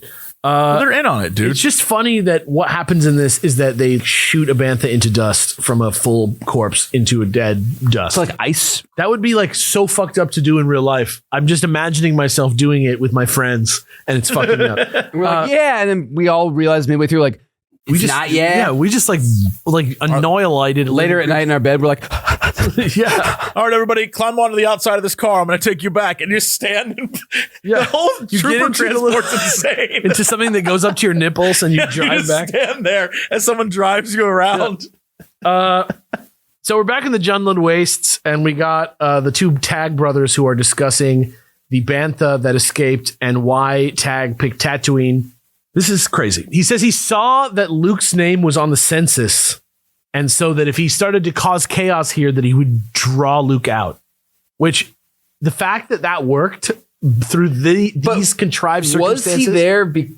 Why was Luke back there? He's trying to just find smugglers. Right. It had nothing to do with. Yeah. He wasn't even. And the his trouble plan- that he was causing wasn't even trouble. He was just freezing banthas. He didn't mean to. Yeah, but he did. I'm saying, like, Yeah. his reason for being there, which is them being like, oh, wait, why are we here? Doesn't make any sense It's like for what they even it's did. a testing ground. Why they chose it as a testing ground? It's a is 'cause backwater the Luke planet, but you're like, you were thing. going to use this in space. Why didn't you test it in space? And a No one very will catch important you question. In Yeah. space. I don't know why, but that's what it is. He said literally that he wanted to draw Luke out. He saw his name and he saw. But why would Luke be like, guys, there's some weird stuff happening on Tatooine with ice, so I need to go there? Like, that would never happen. Luke shows up on accident. When Vader later is like, I have my own plans, and I just can't have you guys doing your dumb shit while I'm doing stuff. I get it. I understand it, because you're just like, why do you do the things you do? They're so stupid. You could have won 10 times if you did your dumb thing a little bit less dumb. They just want us to have a good time. That's because Vader is Vader. And these guys, the entire Tag family, are just Saturday morning cartoon villains. They just like us to They have a do fun not belong. I know. Here. It's wild. A nice Wednesday. It's so wild. Back at the spaceport, Luke walks into the cantina and he's like, so where am I going to find a smuggler? Mos Eisley, as colorful as ever. And there's like a fight happening. And then it's like, whoosh, and it's like Han and Chewie somehow. And they're like, what are you doing here? Oh, yeah, because they're like fucking around with the Jabba money, right? Yeah. They're just like having a time and they're all drinking. And he's like, do you want to work for us again? And Han is like, what? And then Luke sees Fixer literally in the act of selling him out to the Empire. He's like, wait, Fixer, what the fuck? And he's like, sorry, man. I came to tell you, like, I sold you out. Yeah. It's the weirdest. And then they don't ever see him again. So it's not like at the end you were expecting, like, I shouldn't have done that. I'm sorry. He just is like, hey, I sold you out. Sorry. Yeah. You're like, okay, later. That's our relationship, Wormy. I sell you out. You're the Wormy now. And then Luke, Han, and Chewie and the droids go to the desert. They get in the land speeder. There's a shootout and they get shot and the coolant starts leaking from the sand speeder. So they only have limited time. So they retreat to the desert and they try to like hide somewhere so that they can live, even though they won't have fuel in the morning or coolant in the morning. Issue 32, the Jawa Express. Hey, guess where they hide? On the Jawa We'll Express. find out. Yeah. And then the droids use the droids use their coolant in the land speeder to get them a little bit farther away to the desert. And then the droids shut down and they find out when they get there that Luke's ship has been set upon by Jawas and taken apart. this felt very like Mandalorian, where it's just like, oh, it's This literally taken apart. happened in The Mandalorian. Yeah, that's what I'm saying. Like this whole saga. Yeah, Luke is like, okay, you guys fucked up our ship, and instead of beating all y'all's asses, please take us back to Mos Eisley. And they're like, you got it. But then they realize that they're actually on like a 3-month journey that will end eventually at Mos Eisley. Yeah, and they're not going to get there eventually. They're not going to do them any solid. Which is like cool. The idea that the Jawas are like, yeah, we'll take you back. We're on our circuit, so it'll be like 3 months, but you'll get there. Yeah. And by the way, the droids are ours. Yeah, and we own all your shit. So they're like, wait, what? And then the stormtroopers show up, and the rebels shoot rocks that like crush all the stormtroopers and blow up their proton charges. And they keep going, and they head to Evaporator. And then Luke's like, wait, that's not Evaporator. And then they like get away using the Force just seconds before the ice shit fires off. I like the way they did that panel where it was black and white, so you could see something had happened. Oh yeah, because like you wouldn't see it. It's supposed to be invisible, but right. It was like, and then suddenly there's stark ice. realization for him. Yeah, that was cool. Yeah, and another sandcrawler gets absolutely just destroyed and falls apart and crushes all the Jawas inside. And Tag shows up in the desert, and he's like, haha, we did it. And he's like, go clean up to all the stormtroopers. And then I don't know how Tag has stormtroopers, actually, if you think about it. He had TIE fighters, so... It seems like they run stuff for the Empire, and they have his brother, and technically his brother was helping them out with stuff later. So I feel like it's not crazy that he would also... There's another one that works for Vader. There's a lot of them. Well, they're like just intertwined in the Empire. Yeah. And they're the foot soldiers. So, well, whatever the reason, the Jawas are now like, oh shit, we're like going to get fucked up. We're on your team now. And they like open the tops of the sandcrawler, and there's chucking stuff out at them. Yeah. And they fight the stormtroopers off, and they get their way to the land speeder to repair everything and use the coolant. And it's like, hey, now we're friends because you saved us, so we're all good. Yeah. Keep droids. And then we finally get to see the lightsaber fight that we've been waiting for a while. Every time somebody shows up with a lightsaber, before we get to this issue, I must stress there is a scene where Tag reveals in this comic book style that the weapon he has created is called Omega Frost, which is... Dude, this felt like such a Marvel... doesn't even belong in Star Wars. Yeah, it's like, it's so weird. Some about it sounds just a little too earthy. Sounds like two X-Men together. Yeah, exactly. Yeah. Exactly right. Saber Clash is the name of this issue. Every time I see a guy with a lightsaber, I want to see them fight. That's all I think about the whole time. I'm like, why does he have one if they're not going to fight? Like, let's fight. Let's go. Fight. Dude, this was cool. Or maybe it was an earlier one based on the order of my notes. I just wrote down somewhere sleep imprinting sessions. They make reference to technology where you can learn while you sleep. I think Tag had it or something. And I was like, really? Yeah. Crazy. That's so sick. It's like Matrix, but you can be in real life and it's just while you're sleeping. I wonder if that's actually a thing in Star Wars. Do you mean by Matrix? Do you just mean learning? No, like when you go to you bed, can download knowledge. Oh, is it instant? They're saying sleep imprinting session. So you go to sleep and you wake up and you it doesn't mean that you instantly get it. It means that you learn it as you sleep. And I feel like it was like Tag or somebody that was talking about using it. But you remember how Shizor had he does I don't work out. I have machines that keep me physically at the peak. Just the idea that you have this technology so advanced that you could just casually learn skills and things by just I want that sleeping. Yeah. And also, again, at the beginning of this issue, they bring up Omega Frost and they have a bit where Tag is talking with Silas and he's like, don't you understand? Everything has moisture in it. And so we can freeze everything. I'm like, this is so Saturday morning cartoony. This is not insane. Why would you do that on a desert planet? A place that I guess maybe that's the perfect test. If you can do it on a desert world, you can do it anywhere. I guess, but I guess. I don't. You're where right. There's so much water. There's so much water there. My evil man literally says there's moisture in most things. That's how he justifies his entire plan. That's fine with me. I'd buy it. So they get off. I definitely, from experiencing the boss's nephew is your supervisor. If all these people have way more power and money than sense, all of them have these insane plans because they don't have to justify. They have endless resources. I guess they don't have to justify it. And all of them, the plans are what an idiot thinks are smart. Yes. When he's I'm doing it on Tatooine because it'll make this Luke Skywalker character come home.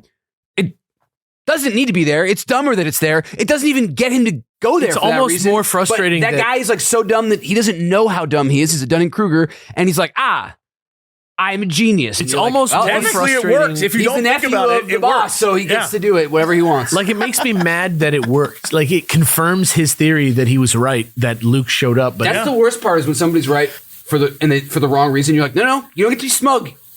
You were incorrect. It just worked out. It just worked out for you. He polishes his cyber glasses. Actually. So they escape Tatooine on the Falcon. They're in deep space. They come across the House of Tag ship. Luke's that's that ship with the TIE fighters. And so they hide and they want to spy on the ship to see where it's going to go. And Baron Tag and his little brother are talking about what they're going to do against the rebels. And they send out a call to their third brother. But Baron is but don't tell our sister because she's perfect. And she shouldn't be corrupted, which I didn't remember. When it finally is revealed later. Yeah. I forgot that too. I didn't remember that was something that they seeded, which is kind of cool. And then the Falcon follows them through hyperspace. R2-D2 and C-3PO are playing Chewbacca in a game of chess, and Luke is doing the same thing that he's doing. They're still following the beats of Star Wars at this point. And it's look at how Luke's much better. Now Chewbacca wins every time because we're all scared of losing to him. They go back to a scene that you've already seen, and then they're and let's just do it a little bit further. Yeah, exactly. And they get out of hyperspace and they find that Tag has met up with a Star Destroyer. They're doing this kind of weird kind of supply transfer that requires a spacewalk because the size of the ships isn't right. They're not compatible. So they have to do it through open space, which is cool. It makes sense. It just also was very explainy-y, where it's okay. But the reason that they're doing it that way is because it makes it easy for Luke to just jump out into space and fly. Yeah. So that's what he does. And he immediately gets caught by stormtroopers and shot. and barely gets to warn Han to head back to the base to tell him about the Omega freeze and that they're going to use it on Junction, which is what he thinks they're going to do. I forgot. I wrote this line of dialogue down because it's amazing. The real plan, as Alex is about to say, is they want the Rebel fleet to show up so he can freeze the Rebel fleet. Yeah. And the line of dialogue is, he'll freeze them all with a wave of the ultimate cold. The Omega Frost. Like, that's the craziest. This man Next does time not on belong here. Dragon Ball It's just Z. a big swing. It's just a big swing. The ultimate cold is, no one says the ultimate cold. Not since the day after tomorrow. Arnold Has Schwarzenegger Absolute Zero been in so scary. Batman and Robin said it, probably. Yeah. The ultimate cold. But it was probably a pun in that. Mr. Freeze doing the Leo meme. So Han does. This guy gets it. This guy's Jew. Han does as Luke says. God damn. Good pun. God damn. Hey, you know what? You're a funny man. You can count on me.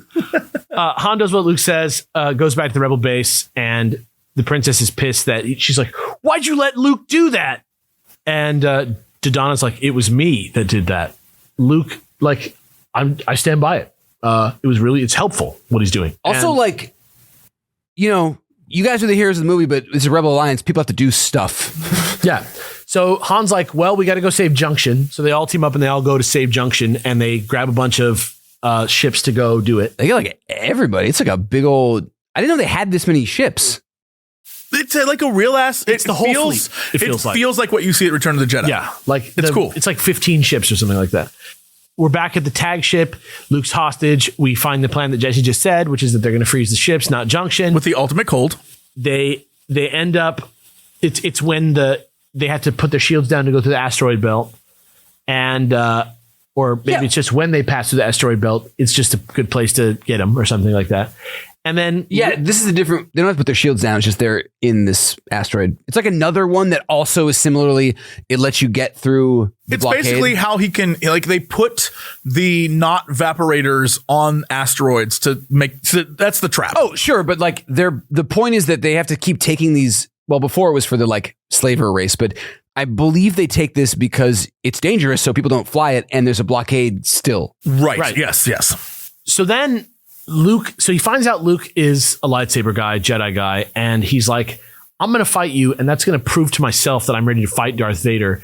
And he almost duffs Luke right out the gate, but then Luke realizes that I don't have the training to beat this guy with like actual athletics, so I'm just going to like fall into the Force and easily defeat him. This is another sick ass fight. It's fucking cool. He does some kind of sick move with the saber too, or like slashes his like whole front or something like that. Yeah.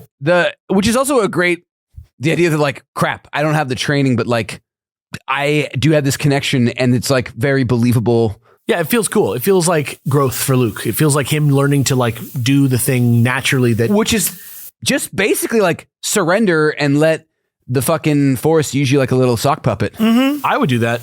That seems easy to me. It seems like a chill way out. If I could be the best fighter ever, making no changes to my lifestyle, except for when in combat, I was just like, and I'm going to go to sleep now. And then cool, my too. body just did cool shit. Yeah. It's I would cool love too that. because he like turns the lights off to try and fuck with him, but because he has the Force. And they do that cool thing they end up doing in episode 2 of the prequels, where it's like that fight in the dark and you see the with the flashes of their lightsabers doing faces. it? Yeah. That was sick, actually. There's that scene. I always think of that scene in Revenge of the Sith where they're just standing there next to each other, swinging their lightsabers around for like 5 seconds. Yeah. Absolutely awesome. So Luke totally gets away, but then Tag is like, I planned this. He got away, but I gave him a shitty, like his ship doesn't work. Yeah, Silas is like, I'm smarter than my brother. Yeah. I gave him a ship that with no blasters, no fuel, no nothing. Yes. And then we're into issue 34, which is the like end of this story. Oh, yeah. What? Oh, I was like, I took you pulled up of the stuff. Yeah. And just because doesn't he like tricks him in the end when it's dark and does like a sick ass, and the panel is just like this perfect like slash across his face. Yeah, it's a really cool, just like tense. It's not a very like acrobatic fight. It's just a cool fight. Oh, and the thing at the end of the fight is Luke could have killed him, but Luke walks away. And Tag is like, I can't believe he didn't defeat me. I'm even more angry. Yeah, he's just the most cuck guy there is. Absolutely the worst. And then the wrap up of this storyline, Millennium Falcon is in space, leading the starfighters to go save Junction. Han and Leia are aboard, and they're arguing about how safe or risky they want to be. The tag ship has the chief scientist. They are like going to freeze the rebels. This is like the 5th time they've done that. Dude, Silas is not ready for prime time because not at all. He like just talks about like, his like arc in this episode is just like, maybe there is something to this honor. I should be the Baron. I'm just so excited. Like, and then God. One thing hits or even glances the fan and he's just like, wake my brother up. I can't fucking handle it. Let me stress this. The two of them are literally Decepticons. Yeah. And they're just like, Silas is Starscream. Yeah. And it's just like, that's their whole bit. Orman's Megatron? Yes. And just Megatron. They're just cartoon like psyches. They're just so literally they're cucks. They're just like, no, zounds. Zounds. They like never have had any like challenge to them, and everything immediately crumbles under like one thing. And they're like, it's impossible. You can't. How do you live in this universe? It's so hard. And the Baron passes out. But the ultimate frost. He's so tired. He's so tired from losing and It's crying. gonna be so cold. That the Baron passes out. Isn't that what happens? He like goes comatose from just like being cucked as you. He just gets so foiled that he just like goes because technically prone. He even is like he only cut the visor. He like did a perfect stroke. Yeah, he was just so upset. So technically, physically, nothing is wrong with you. He just needs Padme. You just lost the will to be conscious for a while. That's something that happens in the Star Wars universe. That might be something common at these life forms. It's just heavy, man. Luke realizes that he's fucked and he has to get back to the base and he's all shit. He's like, just everything sucks. So he just ejects from his ship and he's like, I'll just use the Force. Hopefully I don't die. And then the fleet comes out of hyperspace and Han's like, follow me instead of whatever the hell else. And this is where Han and Leia kiss for the first time, which is crazy based on like what's been going on between Luke. But none of that means anything. But she kisses everybody. But she kisses him like 2 more times in this. Yeah, that's what I'm saying. It just gets wild. Volume is over. We're back on the tag ship. The rebels have shown up, but they are like, it's too close. And he's like, wait till they get closer to fire the freeze ray or whatever. And then Luke lands on the asteroid with the freeze machine. And I will say, dude, him like jumping around in a spacesuit stabbing comets I was like, this is like sick. This is like some different weird stuff. It does not feel like Star Wars, but it was like, it's like Ant-Man. Epic or some kind of cool shit. I was like, whoa. It reminded me of that scene in Star Trek. I think it's Into Darkness where they have to like, into the planet and land on the saucer. Yeah. Or maybe it's the third one. I don't remember, but yeah, they like have to land. They have to do like a crazy maneuver. It reminds me of, what's it called? The Atom in like The Dark Knight Strikes Again or whatever, which is not a good run, but like there's like shots of him just doing stuff and it feels very like whatever era that was. Yeah, I love that. It's not the one I'm thinking of. It's the one you're thinking of. It's when they go from ship to ship through the debris field. They're like flying to grab Benedict Cumberbatch out of the middle. I don't remember. Yeah. He's on the asteroid trying to like break the freeze machine. The scientist, after all that explaining and all that planning, triggers the Omega freeze early because he's trying to freeze Luke to stop him. But apparently it's like not that bad because they're still going to kind of like skid into the freeze zone. Yeah, like they can't turn around fast enough. Yeah, but it's now they are in retreat. They're trying to get away. Luke is able to. He tries to destroy the tower and he can't. So he then digs under the tower. Yeah. So he then digs under the tower and he's able to do it. He forgot that the slow blade penetrates the shield. Yeah. But then he ends up in space and out of air because of the blast from it exploding. And the tag ship sends out a TIE to kill him, but that's the last transmission that happens because then the rebels show up and destroy the ships, and the TIE fighter is on the way to Luke, who is definitely dead. But then guess what? It's just like at the end of Star Wars when Millennium Falcon shows up, blows up the TIE fighter, and Luke gets in. It's all good, and it's all happy. The Rebel fleet, or maybe it's just the Millennium Falcon. One of them just blows up Tag's ship. Yeah. Well, because they're like, wait a second. It's our ship, and the Rebel fleet thing, like, I will just kill all of you guys. We're free now. Yeah. Bam, bam, bam, bam, bam. And Silas does, again, the Saturday morning. He's like, boy, Tag sure knows how to escape. That's what he's known for. I guess I should go find him. Yeah. And then the ship explodes, and I'm like, they're alive. They're fine. How dare they do this? Vader grabs them with a big giant crane arm and puts them into his spaceship. You'll see later.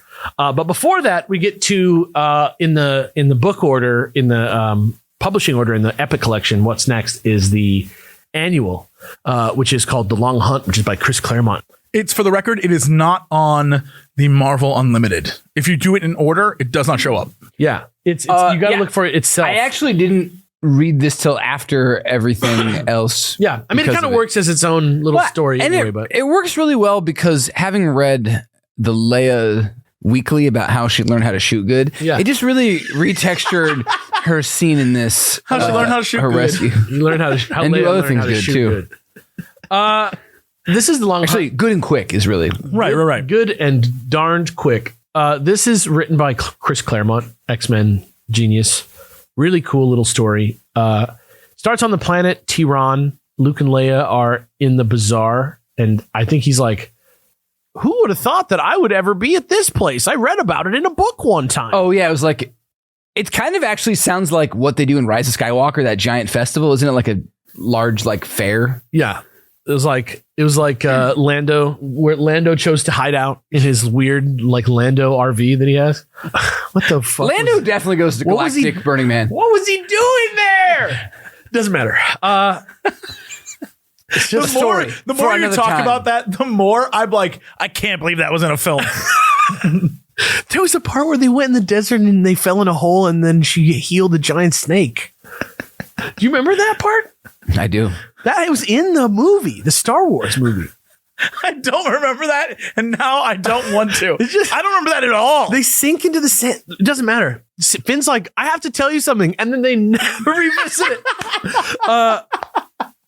Oh god. All right. So they're like enjoying this festival. I think she's even saying something like, man, it's nice to just take a break from like those Star Wars for a minute and just like enjoy my life. Just a good timeout. And she's like, and in that and on that vibe, I'm gonna do a good deed right now. I'm gonna pick this wallet up and like hand it back to this lady who bumped into me because she dropped her wallet.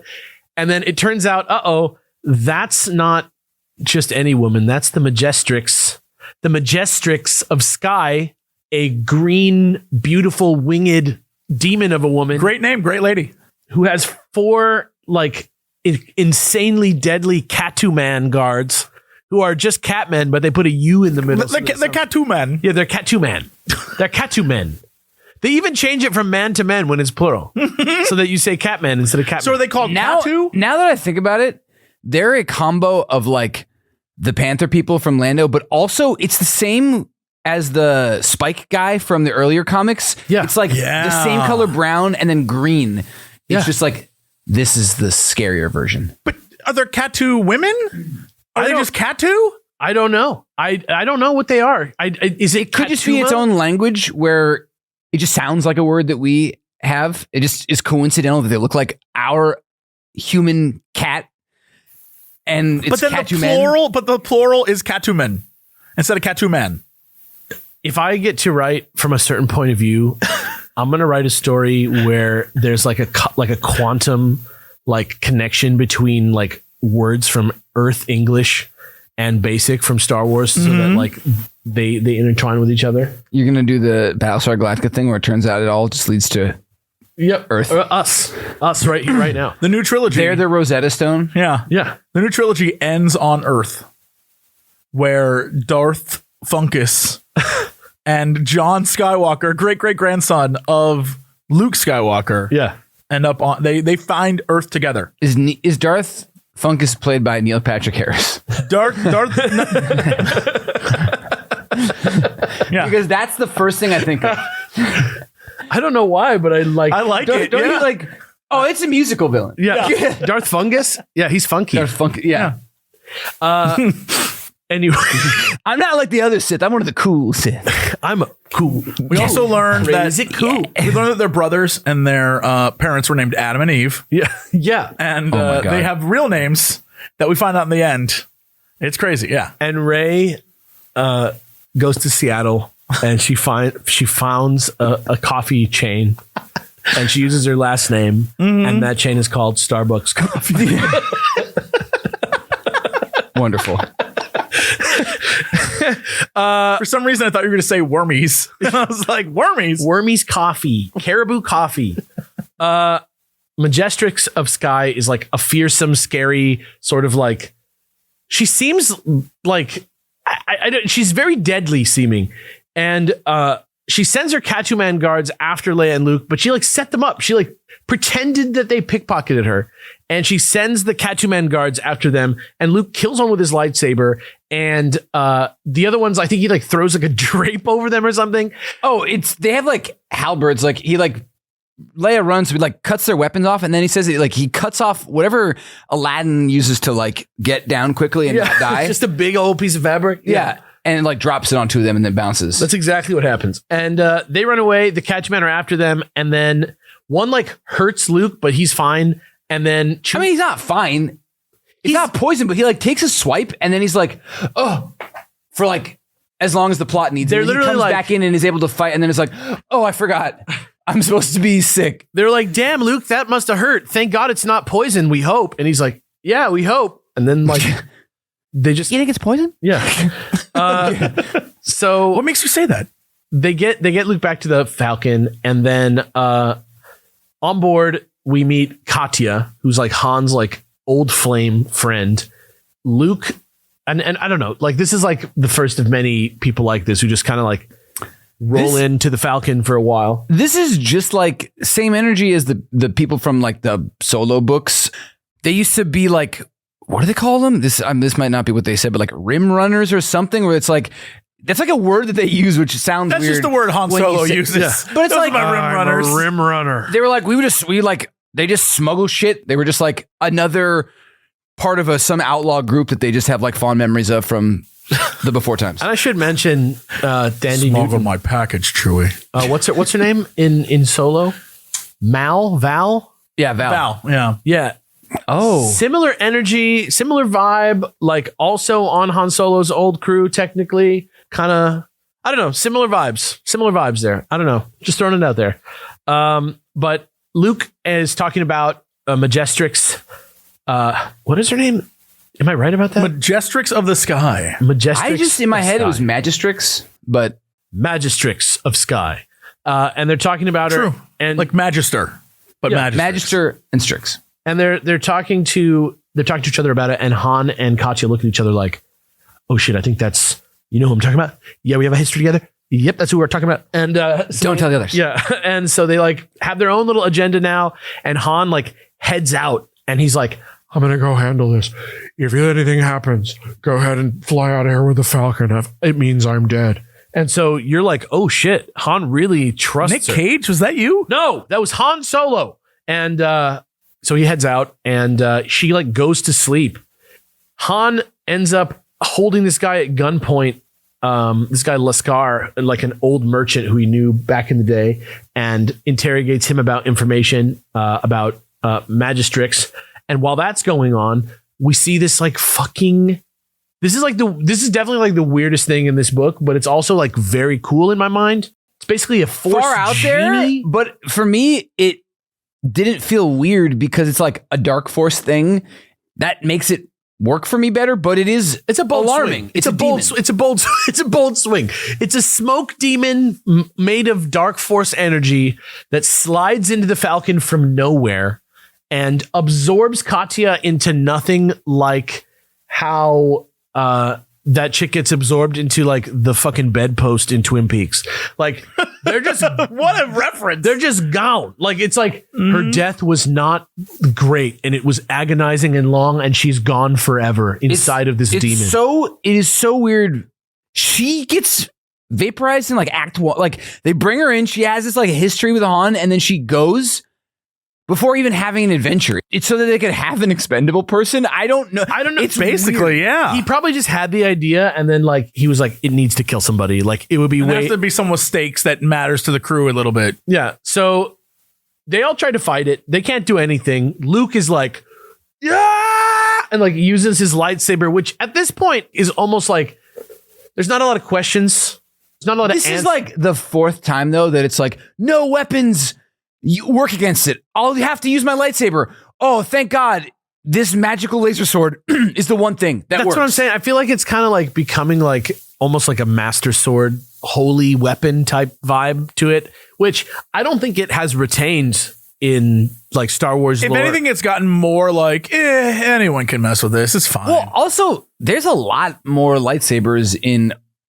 We've seen like 50 lightsabers. Yeah. In the comics, there's a Because shitload. even the book, they're like, it's kind of like an old fashioned. It's like a sword. It's like a rickshaw. It's like an antiquated piece of technology. Yeah. And they say that in the first movie. They're like, nobody uses a lightsaber, dude. So But like, it makes how, sense. how it comes to be shown is it's like, oh, it's the Jedi, and if you have one, you should be killed because they're all supposed to be dead because of the prequels. But like the way that I think the book says it, and the way that it's talked about now, like it's not that weird. It was like their preferred weapon, but also other people have them too. I feel like, yeah, like a perfect analog is a katana. It's like, it just phased out of society. It had like some meaning in society, like in terms of how nice it was or who owned one or what. And some people who had them were very important people, but everybody could have like a one. dude showed up in town and he had katana on his belt. Yeah. You were like, who is this guy? Is this a Ronin? What's going on? On Monastery, that the planet with the like, we got there yet? No, we're about to though. Well, later on, there's a place where like it's a peaceful place, but because it's so antiquated, they're like, oh, it's a ceremonial thing. Like, yeah, you can bring it on. Yeah, exactly. It's like, it is a worthwhile thing to notice that's like quite different from how it eventually ends up. Yeah. But apparently when Luke stabs this thing with his holy lightsaber in the chest, it like vaporizes and releases the souls of everybody that it's taken, as which implies Very, very King Arthur's death. Yeah. it implies to me that this thing has been around for a long time and killed a lot of people, which is crazy. It's weird that like it needed another soul to take physical form, I guess, but like it being like a dark force thing and us not really having much information or experience with them, like it kind of fits, I guess, like the way that it corrupts and perverts life force and stuff kind of all makes sense. If you did it now, you might not make it so much an obvious, like evil demon looking thing, but like the concept is tight. Did we ever have any actual conversations about what the dark side was besides just like an easier, more seductive path from Obi-Wan? Like, I don't think he was like, the dark side of the Force, those dudes shoot out lightning bolts. No. Like there's no conversation nothing. about what it was. It's They not just took a even- swing. I mean, I think originally it wasn't even meant to be as Dungeons and Dragons. black and white as all that. The way that it felt, if you just watch Star Wars 1 and you try and just like forget about everything and you just absorb it for what it is, it feels like the Force is something that you can use in either way. And the dark side is choking a man, and the light side is like feeling the intuition of life. Yeah, and it's Like just, we think of things now very like gamified, but it is like it's a energy force around things. The light side, if you surrender to it or are in harmony, you get like treated to visions and premonitions. And then the dark side, it's like you're like bending the universe or whatever to do what you what I want mean to is do. what I mean is I don't think that the specific actions were linked to one side of the morality or other necessarily. I think It was how you use the Force was a thing, and it's how you Kyle used it. Katarn, that's one of his lessons or whatever, was like, it's nothing's inherently good or bad. It's like the use of it. Could a Jedi force choke someone in some weird context? Certainly. Could somebody shoot lightning out of their fingers without being a dark side user? I think so. Everybody's always like, guns, they're evil. But it's like, have you ever tried to just like shoot little holes in the ground with seeds as a way to farm with guns? That's what I'm talking about. I don't think that's how it would work. I don't. Guns. I don't think that's how guns work at all. You would destroy the seed. I don't know if you quite absorbed that. Well, maybe they're too weak.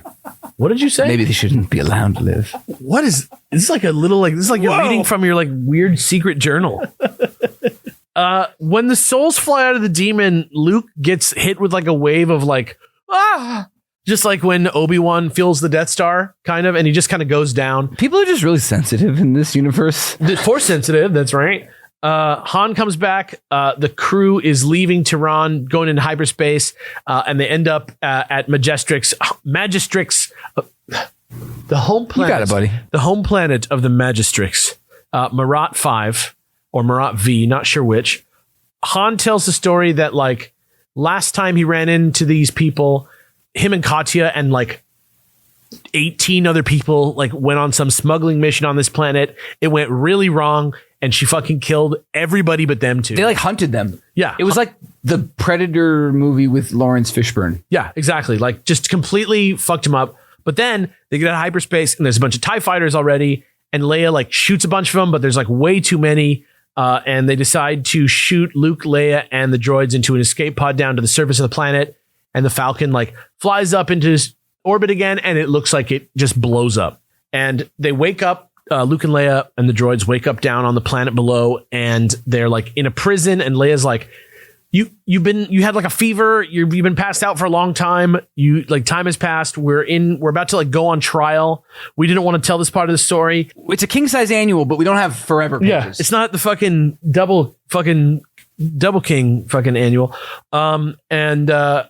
Basically they have to face like a tribunal because like even the act of being on the ground is like against the religion of these people, and this place is like sacred to them. So just within the rules of their culture, this should be put to death, not even like because of who they are or anything.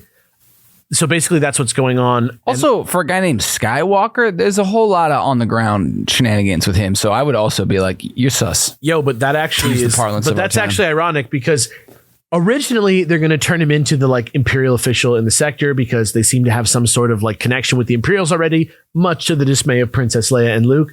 But what happens is they find out that his name is Luke Skywalker, and they're all like, "Oh, Lisan al-Gaib," and they're like, That's really it. Yeah. That is how they, yeah. Yeah, and basically what happens is they tell the story of of Luke Skywalker as the chosen one, who's the son of their wingless blood brother.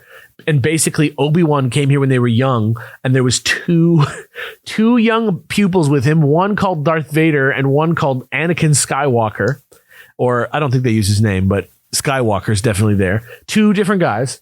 And they had like some sort of amazing adventure or saved him or something like that. And then later Darth Vader came back when he was very, very scary looking, and now they're up shit creek with Darth Vader. Well, and they like appointed the Magistrix as like the de facto leader. And also now I'm thinking about it, it's a little bit weird because they treat it like it's a chosen one prophecy that this guy will come set them free. But It's been like 20 years. like, it is weird to have like who made the prophecy? Again, the idea that A little half-baked. the chosen one is a dude named Skywalker is one of those chicken and egg situations. Like, is it cause he was named Skywalker, or did he get the name Skywalker because he was Well, it's because they already met Skywalker, and so he's supposed to be son of Skywalker. They were like, he's the nice one. Yeah, and Darth then- Vader was the dick But he doesn't bag. have wings, but he's in the sky. So does the name Skywalker mean that he was destined to be the chosen? Oh, are you saying that the name Skywalker was given to Anakin? I'm just saying, was it, or did he already have it, and that's why they're like the chosen one? Like, Lisan al-Gaib, Right. because he had Skywalker's or last name. Was there a priestess class of like behind the scenes manipulators that was getting everybody Magistrixes, if you will. Yeah. Dude, that would be so weird if like, because she knew that like Skywalker was dead, she was like, yeah, once the son of Skywalker comes around. Oh, that's good too. I like it's that. We know that. Isn't that like the whole point is they create like a Messiah story to keep them complacent because they're Right. like waiting. Right, exactly. So maybe she brought it. Well, here's what I think. I think these people are Force sensitive people because the Magistrix, she says Vader gives her some of his power. And Yes. she eventually has a lightsaber also, and she has like some ability with the Force. And I'm like, did he make her his apprentice? Or did he just unlock the power yeah. that Or like she already had? bestow it. I don't Yeah. I don't know. It's so early for how the Force works, and even now it changes. Like that it is a power to like be imbued. Right. Maybe that's just what it is. As we know, like artifacts and other stuff get imbued with it. Places in the universe exist that are dark, like Dagobah, and it's not like somebody like went there and was like, I'm gonna use this gun with seed bullets and I'm gonna plant some dark seeds. That's into how this Dagobah came soil. to be. What is this metaphor The that you seed keep bullet. going back to? No, it was like a dumb, because you're like, it's not the ability, it's how you use it. And I'm like, yeah, like guns aren't bad. You could use them to like plant seeds. I wonder if we're going to get a message from someone's like, actually, in several places, they do have seed guns. Many farmers know about them. I want the seed zuka. That seems more logical. You just Why do you think it's called a mushroom cloud? They do have potato guns. Debate. What? What do you think? None of those things are what you guys think they are. I haven't seen Oppenheimer. I don't think you have. So in this like tribunal, they also find out that Han and Chewie are still alive. Han wakes up in the chamber. He's about to be tortured by the magistrates using the same device that they tortured Leia with on the Death Star. They like phase those balls out pretty quickly though. But They did those are like so much scarier. The table from Empire. Like the table from Empire is fine, but like that ball, when it goes like boop, boop, boop, boop, boop, boop, boop, much scarier. It leaves more to the imagination, I'll say. But That it comes to you is weird. yeah, like It's like, no, don't worry. I'll be right over there. You're like, don't. I'll just move out of the way. And no, And no, then you the will door. not. Yeah, I don't know. I don't want to know. I don't want to know. And actually, Han says, I don't think Leia would like to. She never talks about that.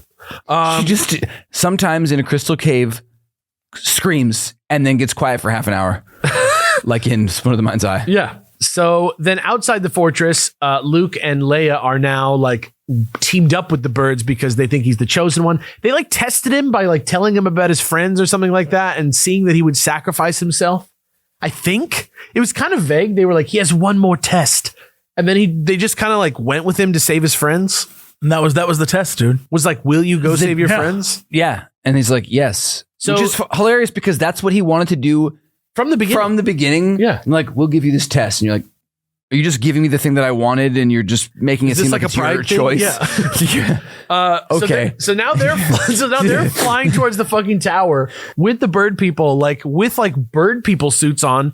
And it's Flash Gordon. It's No. Flash Gordon. No, see, they have the anti-grav belts that they always have, but with the wings, they can then like glide and get around. Ah, yes, those anti-gravity belts that they always have.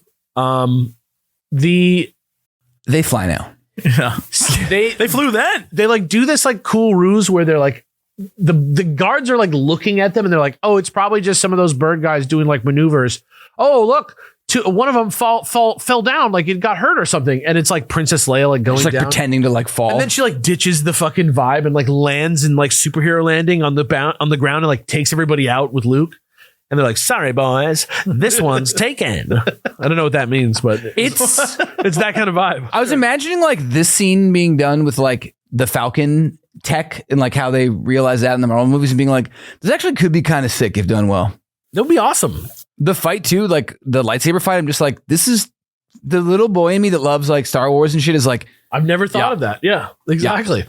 me and Nub just like, So loves it. Leia goes after Han. Luke's fighting the stormtroopers. Leia finds him down in the thing and gets Chewbacca too. But then the Katu men show up and they start fighting. And somebody kills one. I think it's Leia kills one. And then Chewbacca. This is like a scene that she could have just gone in there and like freed him, but instead it was like, nope, they're going to disarm her like 3 times. They're going to cut her. She's going to do like a back roll, shoots the guy. It like throws him into the shield. He like shorts out Chewbacca's shield, which shorts out his gauntlets for some reason. And Chewbacca's like, tag in. Yeah, he just busts out. And even though they go out of their way to say that it's like hard for a Wookiee to kill Catman, Chewbacca murders at least 2 of them. Chewbacca's more than a Wookiee. He's a friend. Yeah, but he also like, we don't play Dark Souls because it's easy. You know what? Say no more. That requires no more explanation. Gatumon are their version of Dark Souls. Gatumon. Or Katu, sorry, that's close. Gachapon. It sounds like a character from like a 90s TV show. Yeah. Or like an early 2000s Pokemon ripoff. Yeah, that has like pizza in it or something. Yeah. Leia frees Han. The Magistrix goes after Luke. They have like a fucking aerial lightsaber duel, and the Magistrix has like the force powers that Vader imbued her with that let her like cloud Luke's mind. Yeah, he just like is like doubting himself. He's like, I can't fucking do it. Oh wait, she's fucking with me. I'm a Jedi, and then like cuts her down. She But he dies. does it. But he like still does the thing he's done multiple times now, where he's like, I was just joking. Wink. This is literally. I'm actually I mean, better. I know that it's like how you just keep the stakes going. Where like, oh, they're almost gonna lose, and then they win. But this is his like. He does it so often. His only style is like to pretend to be weaker than he is, and then like fuck him up with a sick ass slice. The hero's journey is to repeat the same journey over and over and over again. You're right. They say. It rhymes. I don't know why. Did he do the hand thing? I don't know why you're doing like a hand clasp. Wasn't that aliens guy? He's like aliens. He goes like he just no, he's like whatever. Yeah. People love to just do things with their hands. That's true. Okay, you know what? It Say no rhymes. more. A little like That explains all. namaste. That explains all of it. So now the bird people are free. They're all friends now. They're on the Falcon again. Luke's like, damn, that was crazy. I wonder what happened with Ben Kenobi and my dad. Wow. We'll never know. It's going to be different later. I wonder what's Ben Kenobi, Darth Vader, a separate person that clearly existed, and my dad. Yeah, that's what I think. Three. That's what I know to be different true. people. Me. That's what I know to be true. And that's what always will be true. And that's what the bird people who have no interest, who didn't even know who he was, said. Yeah, because they were there and they saw them and they were both real. That's the annual. I like that story a lot. I thought it was like a nice little side story and very like, didn't feel that Star Wars-y, but like also added a lot of mechanics to the world. Like it very much felt like a Clone Wars episode or something. It's a big clone. It felt like an animated It episode. really felt like a Filoni. I don't know why. It had a Filoniness to it. I can't believe it. Like it was a Filoni. Like, is that how we're going to describe stuff now? Big Filoni. It has big Filoni vibes. I don't know. It just does. Something about the like your father was here before. That whole thing, very Filoni. Vader finally has the sweet name of Luke Skywalker on his big metal lips, and he meets with the youngest brother of House Tag, Ulrich, who is now, even though he sucks and just is a human worm, because his two other brothers are Air quotes dead. Ulrich is probably smart because he's just like, you guys are insane. I'm going to go work for the government. Yeah, that sounds You're like making frost ray nonsense. Omega Frost. Orman- How dare you, Omega Frost? Yeah, I don't know. Given all Say of, it right if you're going to make fun of The it. ultimate cold. given how things work, you don't think he maybe backed the right pony? I don't know if Vader's Ulrich- the pony to back. You shouldn't- die under that's Vader. like but backing the devil, bro. True. So he's kind of like a general too, and he was there when his brother's ship was destroyed, and he tells Vader about this whole story with the Falcon and how everybody got away. And Vader was like, "They slipped right through your fingers. What are you? Oh, you stupid bitch!" And then he's like, "Ugh, just look, fucking come here. Here's your fucking brothers. I have them frozen in fucking stasis. They didn't fucking die. I saved them. You're a fucking asshole. You're going to be my little bitch boy Pon. And if you're not, I'm going to bring your way more Chad brothers back to life, and they're going to take your job away. Okay? Okay. Goodbye." like, okay. Yeah. And then like Orman, they like show him like grimacing, like even though he's in stasis, he like In his weird Heard him, Terminator was angry. sunglasses. Which were destroyed, by the way. Yeah. But they're fine now. He needed another pair for his death. Is that where he ran to? He was like, I got to pop out the glasses. actually I could believe that he'd have like a whole bunch of them. It's his old prescription, though, so it's rough. He has a utility belt full of containers that all just have one pair of those glasses in it. So Each Luke's- one does something a little different. Yeah, they're a little different colored. Yeah. You can accessorize. Luke is with Blue Squadron, which is his squadron in this world, and they are patrolling Yavin, and they find a ship. This is who you were talking about earlier, being attacked by TIE fighters. They take him out, and they're like, where did these guys come from? Oh shit, a Star Destroyer. Never mind. Let's go back. We'll deal with that later. We'll see what's up. And it turns out that Leia's out for the count right now for some Star mysterious Destroyers reason. are such a minor nuisance in these comics. They fight them and defeat them so easily, and it's like by the grace of every trick Han has to just escape it. Like the difference in how like one Star Destroyer could like beat the entire Rebel alliance based on how much they have in the movie. Yeah. Like, especially early on. And now it's like, fuck it. Whatever. They're not that hard. Yeah. I'm fine with that. Like, I like Once you learn its pattern. I like the cartoonish tone of this comic book. I will say that. It makes it easy for me to understand. But we get to the hangar bay and Leia's like, oh, fuck, guys. I guess I'm going to have to sit this one out from a leg injury from a previous If adventure. a sexy lady appears who intends to use you, I most certainly will not be able to help determine if she's up to no good. Yeah. Bye, fellas. Yeah. And here's where they had like one of those, when they reference something in a comic to another comic, it's like, as seen in Star Wars 7 from Archie. Right. And this one, they were like, a story that has yet to be told, which was weird because it's like, are you going to tell it, or is We it may a never plot find out. device where you just needed her to be like a little bit? If this other woman was like, nothing about it seems very recognizable as far as leg injuries go. they heal bones so quickly that it's weird. It is pure plot device. Yeah. Because there's only room for one honey pot. You can only have like one. Also, like, it probably was just there because that woman being like, I have a good feeling about you, Luke, is not enough to take him over like a person whose whole life has been about being a diplomat. Let's and also she got ouchie. Let's catch up to it.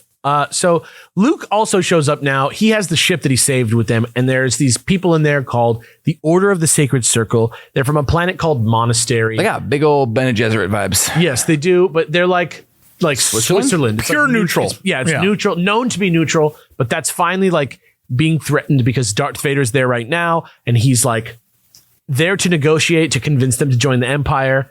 And because they've been neutral, they're like, we will also hear out the rebellion and we will make our decision. And their whole thing is like they honor the sanctity of life, right? Like that's their whole vibe. That's what High Priestess Domina says, who's like this redheaded priestess who's like sweet on Luke right out the gate.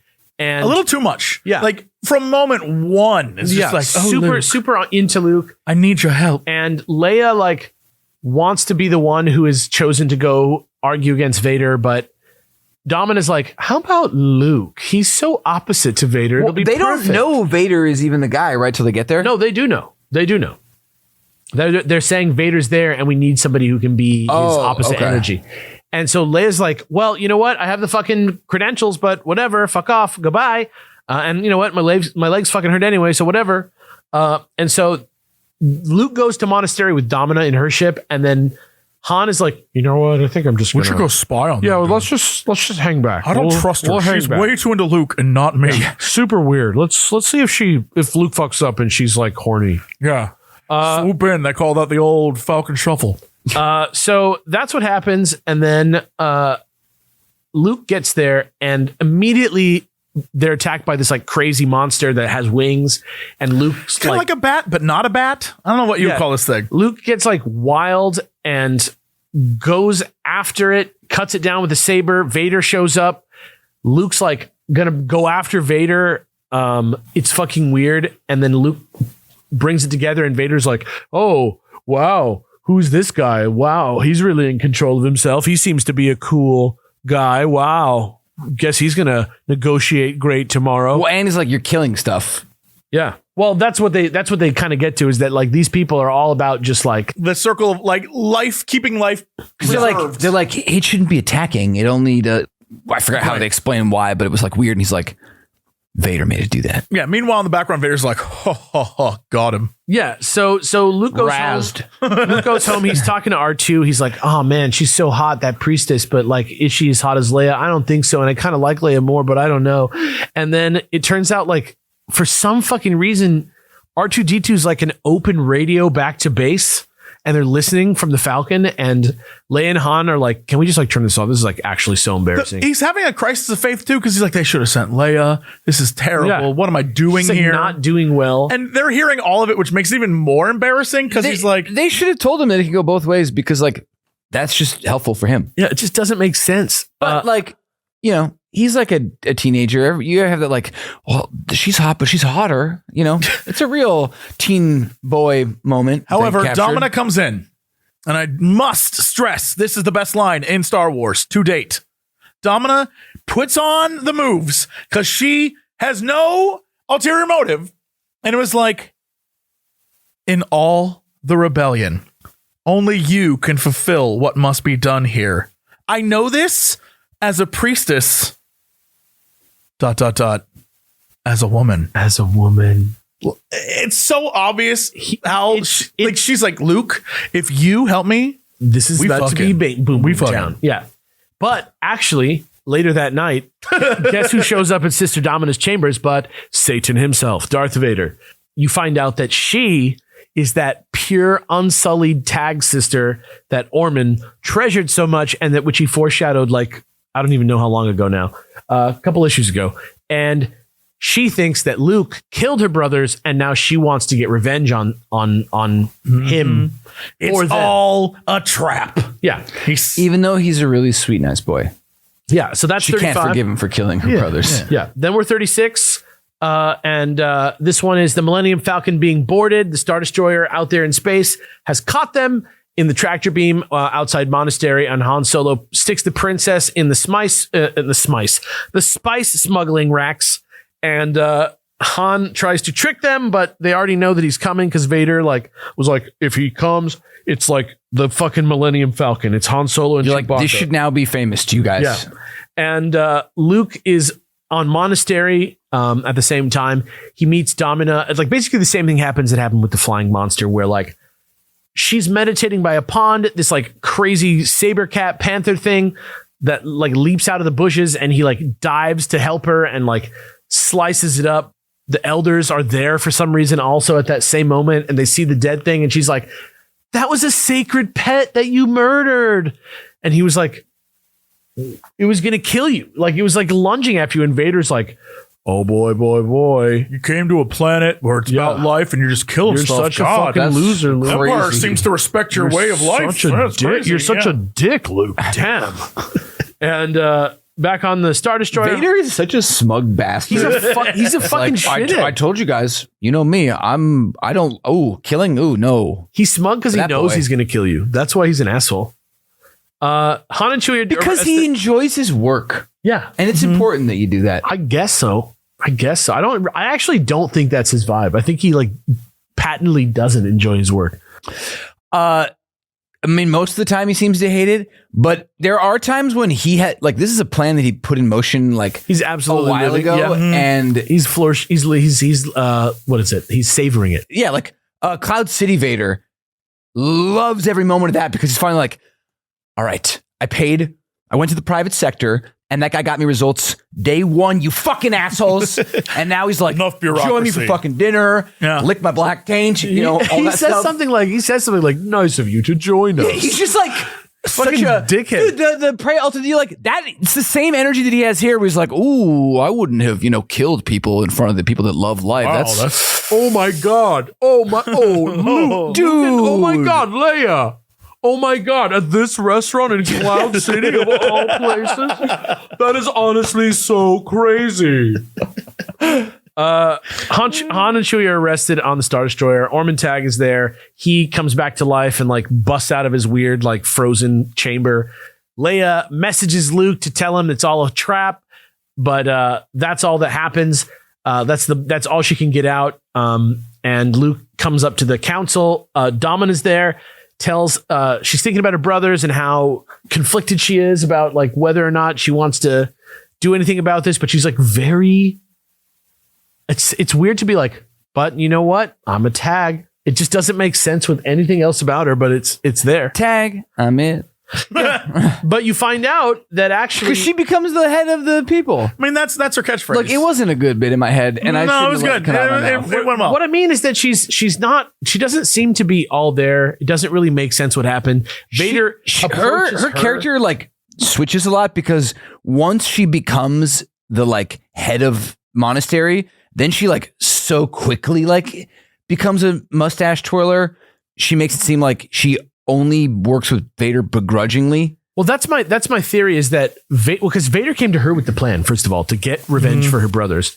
So that's like, he's the one, he's like the Satan of this scenario. But she like knows he sucks. But then when Luke comes in and everybody's against him already, Luke is sensing that Darth Vader is actually influencing everyone. So he's probably like, when you're getting the like non-reluctant Domina, I think he's juicing her up and making her He calls them out on it too. Yeah, like, that's what I mean. y'all are I think falling he's for Vader I think he's tricks. like juicing her up and like manipulating her with the force. Oh, okay. I thought that was just manipulation by being like, look at how he kills the pet that he had influence. But I guess he could just also be influencing them. I mean, he's doing I it think all. Literally, Yeah. like his scion influenced Luke in the annual. So yeah. Yeah, I think that's what's going on here because I think she was in on all the plots against Luke.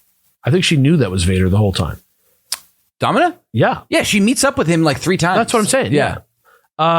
So Vader's like, yo, you wanna fucking settle this then? You gonna be a little bitch? Then let's fight. Let's go. And they're like, all right, you guys can fight, but you have to go to the crystal canyon. The final stage of this RPG. Yeah, because apparently, according to Domina, it's a sacred temple, so you have to take it outside, basically. Their whole life thing is about as bullshit as like people that live in this like utopian society that never have to challenge anything would. Where it's like, he's like, I suggest we settle this. What better way to, play up the whole life aspect of than to do a battle to the death, which is the end of life. Like, you're like, oh, so as long as you just lightly tie it back to life, you just can do whatever the fuck you want, Vader. Like, that's how you're just going to let him do that, guys? He's fucking doing he's the music man, dude. I He's guess. like, you got trouble right here in fucking Monorail. yeah, exactly. So they're on the Star Destroyer again. Leia is like now causing like sheer chaos. Han and Chewie are free. The rebels get back to the Falcon, and turns out that also now on the Falcon is Baron Tag, and he's got a gun on him, and that's the cliffhanger for this issue. And then we go to issue 37 in Mortal Kombat, where we're in the Crystal Valley is what it's your called. might. Yeah, it's called the Crystal Valley. My bad. That does sound like is. a Mortal Kombat level. Yeah, and you could like use the environment to like throw a damage on him. Get Crystal impaled Valley- by the spikes. Crystal Valley of Monastery like sounds like a poor translation too. Like I know that it means that the planet is called Monastery, but in just taking it out of context, It does sound like a JRPG final area. Crystal Valley of Monastery is like so that Luke and Vader are going to fight each other, but apparently Domina like actually is even more petty than she seems. She wants revenge on Luke for a lie that Vader told her, and also wants revenge on Vader for blinding her brother's eyes in the first place with his lightsaber. Oh yeah. So she's like, actually, I sent them to go battle here because actually I want them both to die because it's actually too dangerous of a place to even be. So they go in there and they see that it's like fucking stalagmites shooting out of everywhere, like crystals that just like shoot out like at speed, like that you could be impaled or something. And It's like the fire swamps or whatever from Princess Bride, where it's like Yes. random. They have no idea when it's coming. It's like super deadly and super tight for 2 force wielders to fight. Yeah. yes. And as that's happening, the Millennium Falcon starts coming down and everybody's there and Ormond Tag is there also, and he's got the gun on everybody. But then Han like jostles the ship, like pretends to like have some turbulence, and they like wrestle the gun away from him. And so now he's like, on the back foot. And then the Falcon's down and we're close to the Crystal Valley, and he kind of just makes a break for it. Here come the TIE fighters.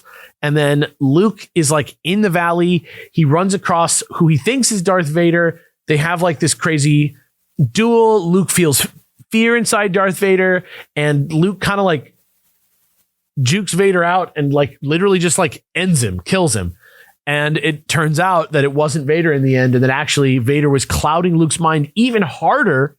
And that's why I think he can just do this. He literally Ultimate gaslighter. convinced Luke that Baron Tag was Vader, and Luke kills Baron Tag right here. And so then he realizes what's happened, and Luke has to just get out of there because now he's like all fucked up. And he uses the Force to like dodge all the rocks and stuff. And he kind of like gets out and gets back to his friends. He tells everybody what happened. And Domina is like, okay, well, I see how you're the victim of a lot of manipulation here and you were just trying to help. But I'm still mad at you for killing my did brothers. actually kill my brother finally. Yeah.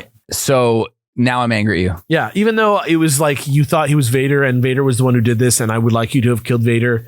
That doesn't matter to me. And now I hate both of you and go die.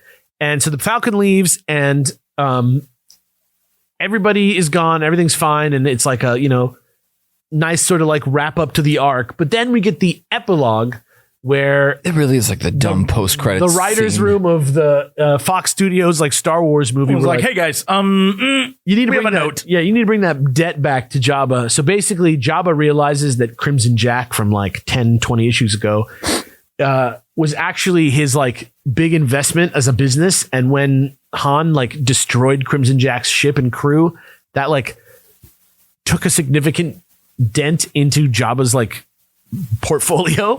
And so now he's like, the debt's back on, baby. It's on. I fucking hate this guy. For Everybody real go kill though, him. he just actually loved Jolie. Yeah. And he's like, why'd you put the thought of kissing in her head? Why did you curse me with this? You're not just lips. Solo. she was so pure, Solo. So pure. Sultry Solo. I'm a space slug, but she was the sweetest thing. And you ruined her with your kisses. I'm a space. Actually, it was what, Leia talking about kissing? Or Yeah. how did it happen? I think he kissed her. I don't remember, man. She did get kissed, and she was pissed off about it. Yeah. And then it kept sexuality kept coming up, and she's like, no. She couldn't like get it off her No. mind. She was corrupted. That would have been a perfect Again, place. just you have to like deal with your issues. You can't run from them. If kissing is your issue, you got to process it healthily. All right, That's true. Otherwise, you're going to end up like go to a therapist. Yeah. They'll kiss you and they won't tell anybody. Yeah, the best That's way to how do it works. is to kiss people that you normally wouldn't kiss. Yeah. To get it out of your system. kiss as many people as You you want to can. associate kissing with not good things so that you deter yourself. So Here's what we're going to say. really inappropriate kissing. Here's is what I'm how going to you say. should do it. Forget Right. everything you know. Forget everything you know about everything. Every rule you've ever learned. Kiss as many people as you can. Oh, you're going for the immune system boosting. Yeah, that's what I'm response. talking about. Yeah. Right. Yeah. That would have been a perfect place to end the story since it ties up everything. But there's one more issue in here, Hentai. and it has a porny cover. It has a very like transitional art it's team wacky. vibe. It's called Riders in the Void. It does not feel like a Star Riders Wars in the story. Void. It feels like a Doctor Who story. It really does. Yeah, Luke and Leia are like being pursued by like a couple Imperial ships. Which is just how it just starts. Everything every starts. Star Wars It's starts that immediate way. rest. They're jumping into hyperspace, but as they are going into hyperspace, something hits their hyperspace drive, and it like fucks it up, and they shoot too far beyond where they meant to go, and they end up in the void between galaxies, which is like so crazy. But it like is a thing that I don't know what the vibe was in 1980, but the thought of someone being like, what is between two galaxies Right. is such a, because based on the things we saw from the 1979, like early 79 stuff, the way they saw space and hyperspace is not even close to being real. Yet they were like, we do fundamentally understand that between galaxies, it's weird. Yeah. Well, let me say this. That was August of 1980. Riders in the Void. I don't know what year Heir to the Empire came out. In the Right. 90s. Yeah. But is this the first appearance of that notion? Is this the first appearance of this idea in Star Wars of going beyond the galaxy? Is that where they get it? Maybe. An I think that outbound we can flight pretty project? definitively say it's the first thing in Star Wars since we've read everything I else. mean, yeah, you're right. Yeah. I mean, I wonder how closely related they are. That's all I'm saying. But yeah, definitely this is like a one-shot sort of like they needed a spacer between the Empire Strikes Back adaptation, probably because of release dates or something. I don't know. But basically they end up in the void and they find this thing out there that's like an anomaly to them, a big, huge thing. They think it's organic at Like first. a green goop ship. It looks like a booger. Yeah. And it's huge. And at first they think it's alive, and then they realize it's a ship, and they go inside and they find this like crazy console, and they try and hail it. Whenever they hail it on the radio, they hear laughing and things are happening, but there's nobody around, and There's like weird droids. it looks biological. Yeah. And they find in one room at the helm a man fused with a computer, fused with a spaceship, who has gone insane and looks constantly being literally ran. just like the space jockey. Yeah, exactly. And he's being constantly ran through like different imaginary scenarios just to entertain himself out in the middle of nothing in space. Like almost like how your brain, when you like cut off all sensory input, you just start to hallucinate. Yeah, what was it like? He comes from an earlier time. There was a massive Star War, and there was like a plague, and he was like the only survivor. Yeah. And so it's like kept him alive. And then, it's just like to keep him entertained, it just runs simulations. He was all the like time. the leftover from the last Star Wars, basically, was like the vibe. And man, he realizes when they like show concern for each other that he's like lost touch with a lot of his emotions and things since he's fused with everything. And so he takes pity on them. And that's when he realizes it's not a game. It's like, it's real. Yeah, exactly. He thought it was just more of the same stuff that he's been doing. And then once he realizes that it's real, he like releases these like antimatter discs that are like insane weapons for Star Wars that just delete stuff that they touch. This is like more like a Star Trek episode where you just meet like some higher level, something you can't really understand. It's not even like this spaceship is like, oh, it's part of the Force. It's beyond your knowledge and beyond the galaxy. Yeah, it's just its own like weird thing that happened to Luke and Leia one time in this universe, and you never talk about it again. Yeah, exactly. And so it repairs their ship and just sends them on their way, and they're just like, whoa. And that's where we end the Star Wars let me just stress, comics portion of this. The cover of this it is so porny. It is so porny. Hyper porny. There's nothing in this issue even remotely related to that. There's no weird green tentacle creature. Like, it just, for some reason, they were like, yo, let's sell some issues. It's so dissonant with like the look of both of the comics before and even in it. It's weird, but yeah, definitely is a different artist. But some of the art style, I don't like the faces as much because they're like a little bit like 90s or like some kind of weird, like less serious, more like comedic thing. But then the ships and the armor and stuff is awesome like looking. Really, it's actually really cool. Looks like a step up in modernity of like, it's not like Flash Gordon stuff. Now it's like, ooh, organic tech and more like that kind of stuff. It feels like sick. Brazil. Like, have you ever seen that movie Brazil? It feels kind of like that. Yeah. No. It's a cool movie. You should check it out. But anyway, now we go into like how last time there was like a little bit of a like back half. The last 100 pages of this collection are the next couple installments of the Star Wars Weekly magazine, which in this case actually contain outtake issues, like one-shot issues that are broken up into like little pieces. Same creative team as the other comics that we read, but just broken into tiny pieces and sort of like spread out into the Star Wars Weekly magazine in the UK. The Hershey bars or whatever, where it's just a bunch of little bars all put together. That's a great way. How they do it. That's an incredible way of describing it. That's a great way of thinking about it. That's exactly what it is. Except they add like some interstitial stuff, like some recap stuff. Just reading through it, it felt like they kind of like overwrote it so that like you could read any one of them and still kind of like know what was happening. Oh yeah, the first page was a complete catch up on sometimes truncating dialogue and other stuff. Even just what they're saying, they like, this guy who is this guy to me and did this earlier. It's their way of having like ongoing story, but you have all of the context you need. Mm-hmm. It feels incredibly first 5 minutes of every Clone Wars episode. Yeah, exactly. They're like, the Empire's at war. Let's explain it all to you. And then we jump right in. It's like, okay. Yeah. Right. So we start with the way the Wookiee. I'm going to just jam through these because they're like pretty short. They're not very like complex stories, but they're still pretty cool. First one's called Way the Wookiee. The Falcon is they're like, this is a story like set before the Star Wars movie. So this is the Falcon making a Kessel Run. But the space freighter is cut off by a like hulking kind of weird ship, and they're going to like do something about it. But then Chewbacca's like, actually, hold on. That's an Imperial prison transport. Maybe don't mess with that. And Han's like, yeah, you know what? Maybe we should just like not become slaves in the spice mines. That'd be tight. And so instead they end up landing on the planet Formos, and there is an Imperial port agent there who is like, hey, aren't you guys Han Solo and Chewbacca? And he's like, no, what the hell are you talking about? And you're crazy, man. Yeah, shut the fuck up, you weirdo. And they meet this guy in the bathhouse whose job is contact. And it's kind of like a secret meeting. And he's like, security is going up. And I'm the captain of new Imperial prisoner ship. And I'm looking for, he's saying, he's saying there's a captain looking around for people to take to the mines as slaves. That's what you got to be careful for.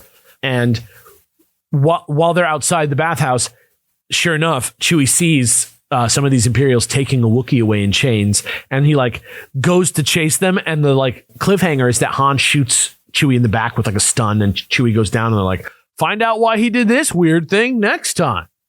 And it turns out that in 95, there's the way of the Wookiee, which is something that Han brings up first, kind of bullshitting. He's talking to the stormtroopers who's saying like, you can't put these two guys together. They will fight each other. They have sort of like a cultural, like a cultural feud with each other. So if you put them together, it's going to be a headache for you. So don't fuck with it. And back on the Falcon, Han gets a ship ready for smuggling.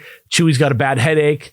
And Han's like, what the fuck was that about? And he was like, actually, I do have a feud with that guy. And we're going to fight to the death. The dude's name is Hronk, which is a great name.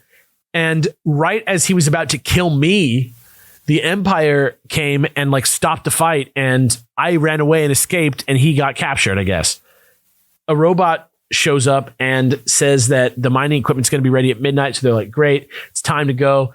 Chewie is like, actually, though, I have some other things I need to deal with. So he goes out by himself and he goes on like a sick covert mission. It's like a Stan Lee narration of like, Chewbacca out in the night. Who would guess that a Wookiee, just one guy, it's would like go out? Solid Snake. Yeah. He like does under the cover of night completely infiltrate like was it a Star Destroyer or a base or something? Yeah, well, it's the prison ship. Oh yeah. And it's a jailbreak and Hronk gets out and everybody gets out.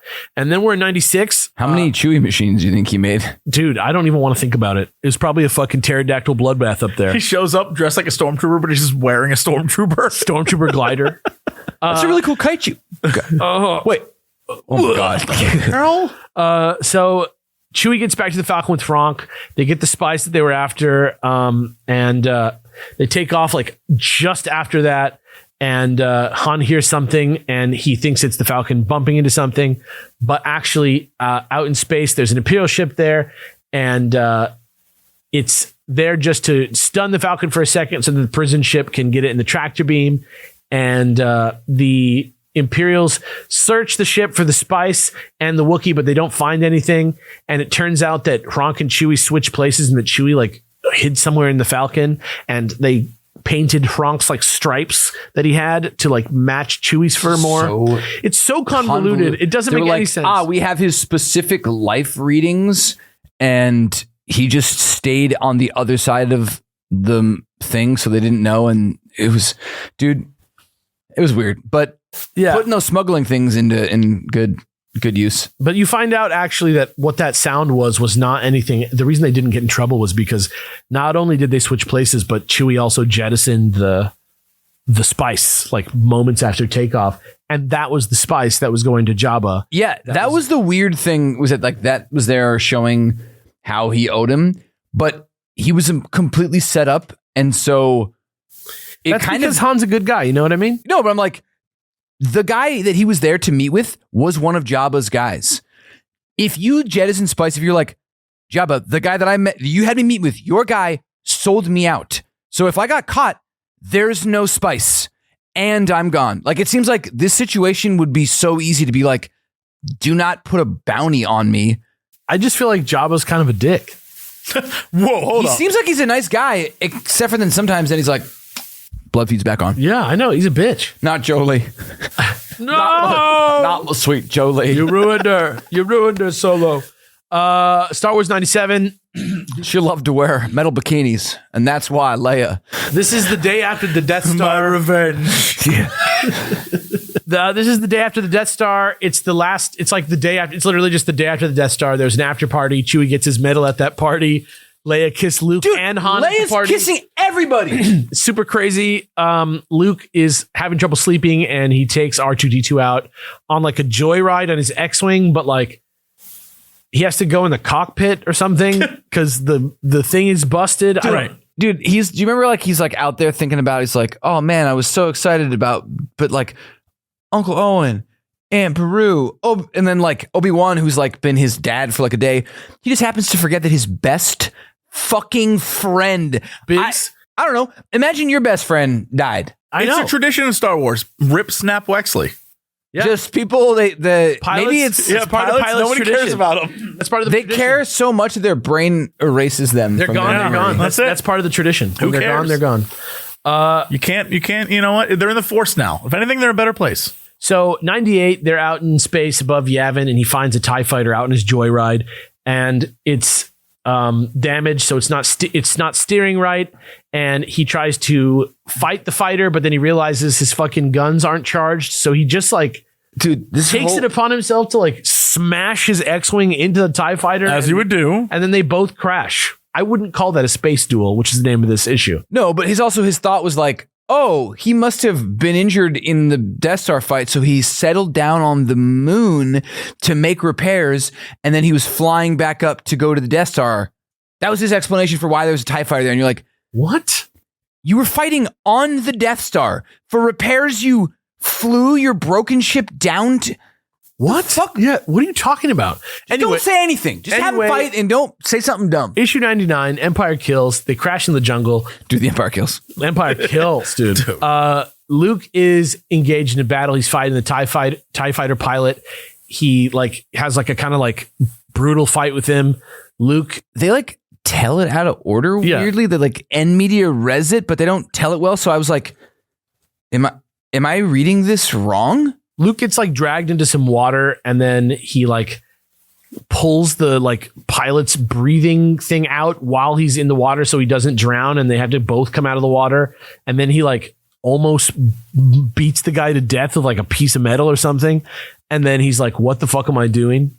And so then he just calls his friends and doesn't do that. It's like he knocks the guy's helmet off and he sees that he's like a little boy. Yeah. And then he's like, oh shit. He's And like a real person. And then he's like, man, I'm not going to ever kill unless I have to again. Man, I killed so many people on that Death Star. Like so many people. I think I'll take a It's chill not a on bad that. lesson that it's like, you know, the enemy is also just like people like you, but it was so weird. There's so much time spent on this like very low stake duel. And then they all show up in a land speeder. That's the land speeder they sold on Tatooine. But do you remember like when they like find him, they're like, oh, we couldn't hear you, but we like got life readings from R2 and we found you. It was just like, what are we doing here? I don't. There's just a lot of details that just didn't need to I feel like this is a lot of you had to fill a quota. We don't need to make it great. It doesn't need to be good. Just put it out. Yeah, just get it out. It's like they had like some extra storylines that just went nowhere and they just put them in anyway. But then we skip like 4 issues of the magazine for some reason. I'm not sure why, but they for editorial purposes like skipped a couple issues here. We'll talk about those issues. We're in issue 104 now, the Weapons Master.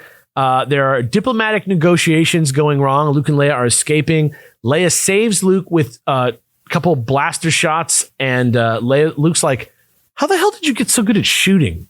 And then we get this story. Apparently, there was an assassination attempt on her.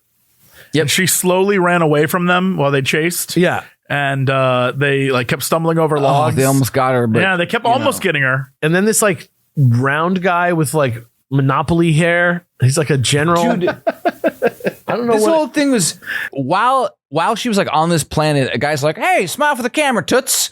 And then that guy gets blasted and like, oh my God. And it's like, that wasn't really a camera. That was a laser gun. And I was hired by your dad to like train you. Yeah. So that's what happens. And in 105, Day of the Assassins, we learn this guy's name is Giles Durain, and which is a great name. He's the dumbest backstory. And as their ship leaves the planet where the assassination attempt happens, she's like practicing with a blaster rifle. He's telling her to trust her instincts. A bunch of assassins are still on board and try to kill her again. And he takes 2 of them out, and Leia stuns the 3rd one. She's like freaked out because she thinks she kills him, but she doesn't. And he's like, I'll do it. And that's pretty hard. I like to see the life leave their eyes. Yeah, it's pretty weird. And back on the planet, the Assassin's Guild guy is like, I'm going to do this myself. And then we're in 106. My enemies surround me. It was so weird because like the Assassin's Guild guy was like, I have to break protocol. For him to go do the kill himself is like below his station. And I think he's like middle management. Like he's not supposed to do that. But he was like, just so you know, there will be like he's talking to this Imperial guy that hired him. And he's fucking up, but he's like, there'll be consequences for making me do this. But it's so weird. It's like, I paid you to kill. Make it happen. I will take next Friday off. They're like, I'll do it, but it's going to be whatever. Is like, that's so weird. My day. I have the time. I have the PTO. There will be consequences. I'm taking my vacation. my enemies surround me. Leia is going back to the planet now that all that's settled to finish her diplomatic mission. And there's a droid who says he's bringing her to Giles, like weird, like alien butler friend, Gimlet. Oh, yeah. So there's Giles and there's Gimlet. And Gimlet's like, I think he's a servant, right? Gimlet is like he's like an alien from a rim world that he has like heightened senses, and that's his like special power. That's how he's able to like smell bad guys. He's kind of like a hound dog. Do you think this was specifically named and targeting a British audience? Because Giles and Gimlet are British? Sound super British. It's funny if that's what they're doing here. They do a thing where like Gimlet's like a Jawa or something where like people like talk about him like he's not fully human, even though he's it's like Wallace and Gromit is what I'm saying. He has like clothes and shoes and is Giles a person. Gimlet? Yeah, Giles and Gimlet. I do. I know exactly what you're saying. He doesn't feel like he has like full autonomy. Yeah. But before she gets to him, the head of the Assassin's Guild is there. Gimlet shows up and tries to like get in the way, but he kills her. And Giles shows up, kills the Master Assassin. Leia's like, thanks, Giles. But he's like, actually, Gimlet was coming here to warn you about me. I actually got hired to kill you now because I am cool. That is true. But I am also like honor bound by money, and now the money's right, dude, and you're gonna die. The two recurring things here are like Leia's really good at shooting, but he like repeatedly is like, if you were just a little bit faster, a little bit more whatever, you'd be good. And so then in the end, when faster and more intense, she just does the same thing but faster. But also his backstory, which is the dumbest. This is like the best bodyguard of all time. He knew Bail. And back in the Clone Wars. Yep. And then his family got sick with the plague. And because he was poor, he couldn't afford the medicine to save them. And so after that, he vowed he would never be poor again. So he became the best bodyguard in the world. And he's super fat. And that's not me. Like the comics routinely point out how fat he is, and not even like nicely. Like they're saying this is a fat guy. Like, but he moves really quickly. It's so weird. It's a Street Fighter character backstory. It makes no sense. It is Chris Farley in that Beverly Hills Ninja. Yeah, that's exactly what. And it's like, well, they offered me more money, and because I'm a money guy now, I have to take it. You're like, what the fuck? What are you? Wow, he's like. I just realized now that Beverly Hills Ninja is basically Kung Fu Panda as well. Yeah, it's roughly the same premise. It's like actually the same. Yeah. Anyway, Leia shoots him right in the face, and he dies. And he's like, "You learned, good job." 107 is World of Fire. There's a scout team that just like searches the archaeologist camp. This was a crazy one. This is on the Rim World. This is a Rim World, and they don't know what's going on. But there's like this, like all the buildings are blown up from the inside, and. Is this the planet thing? This is like some city. Weird, this is some weird shit. They die from like this beam that like cooks them alive. It's I don't know what magazine this was in. The violence in these are like notably stepped up to me. Yeah, in terms of like grisliness. Absolutely. Then they're on a factory planet, Luke and Leia, and a character called Meaty, who are trying to get on board this like.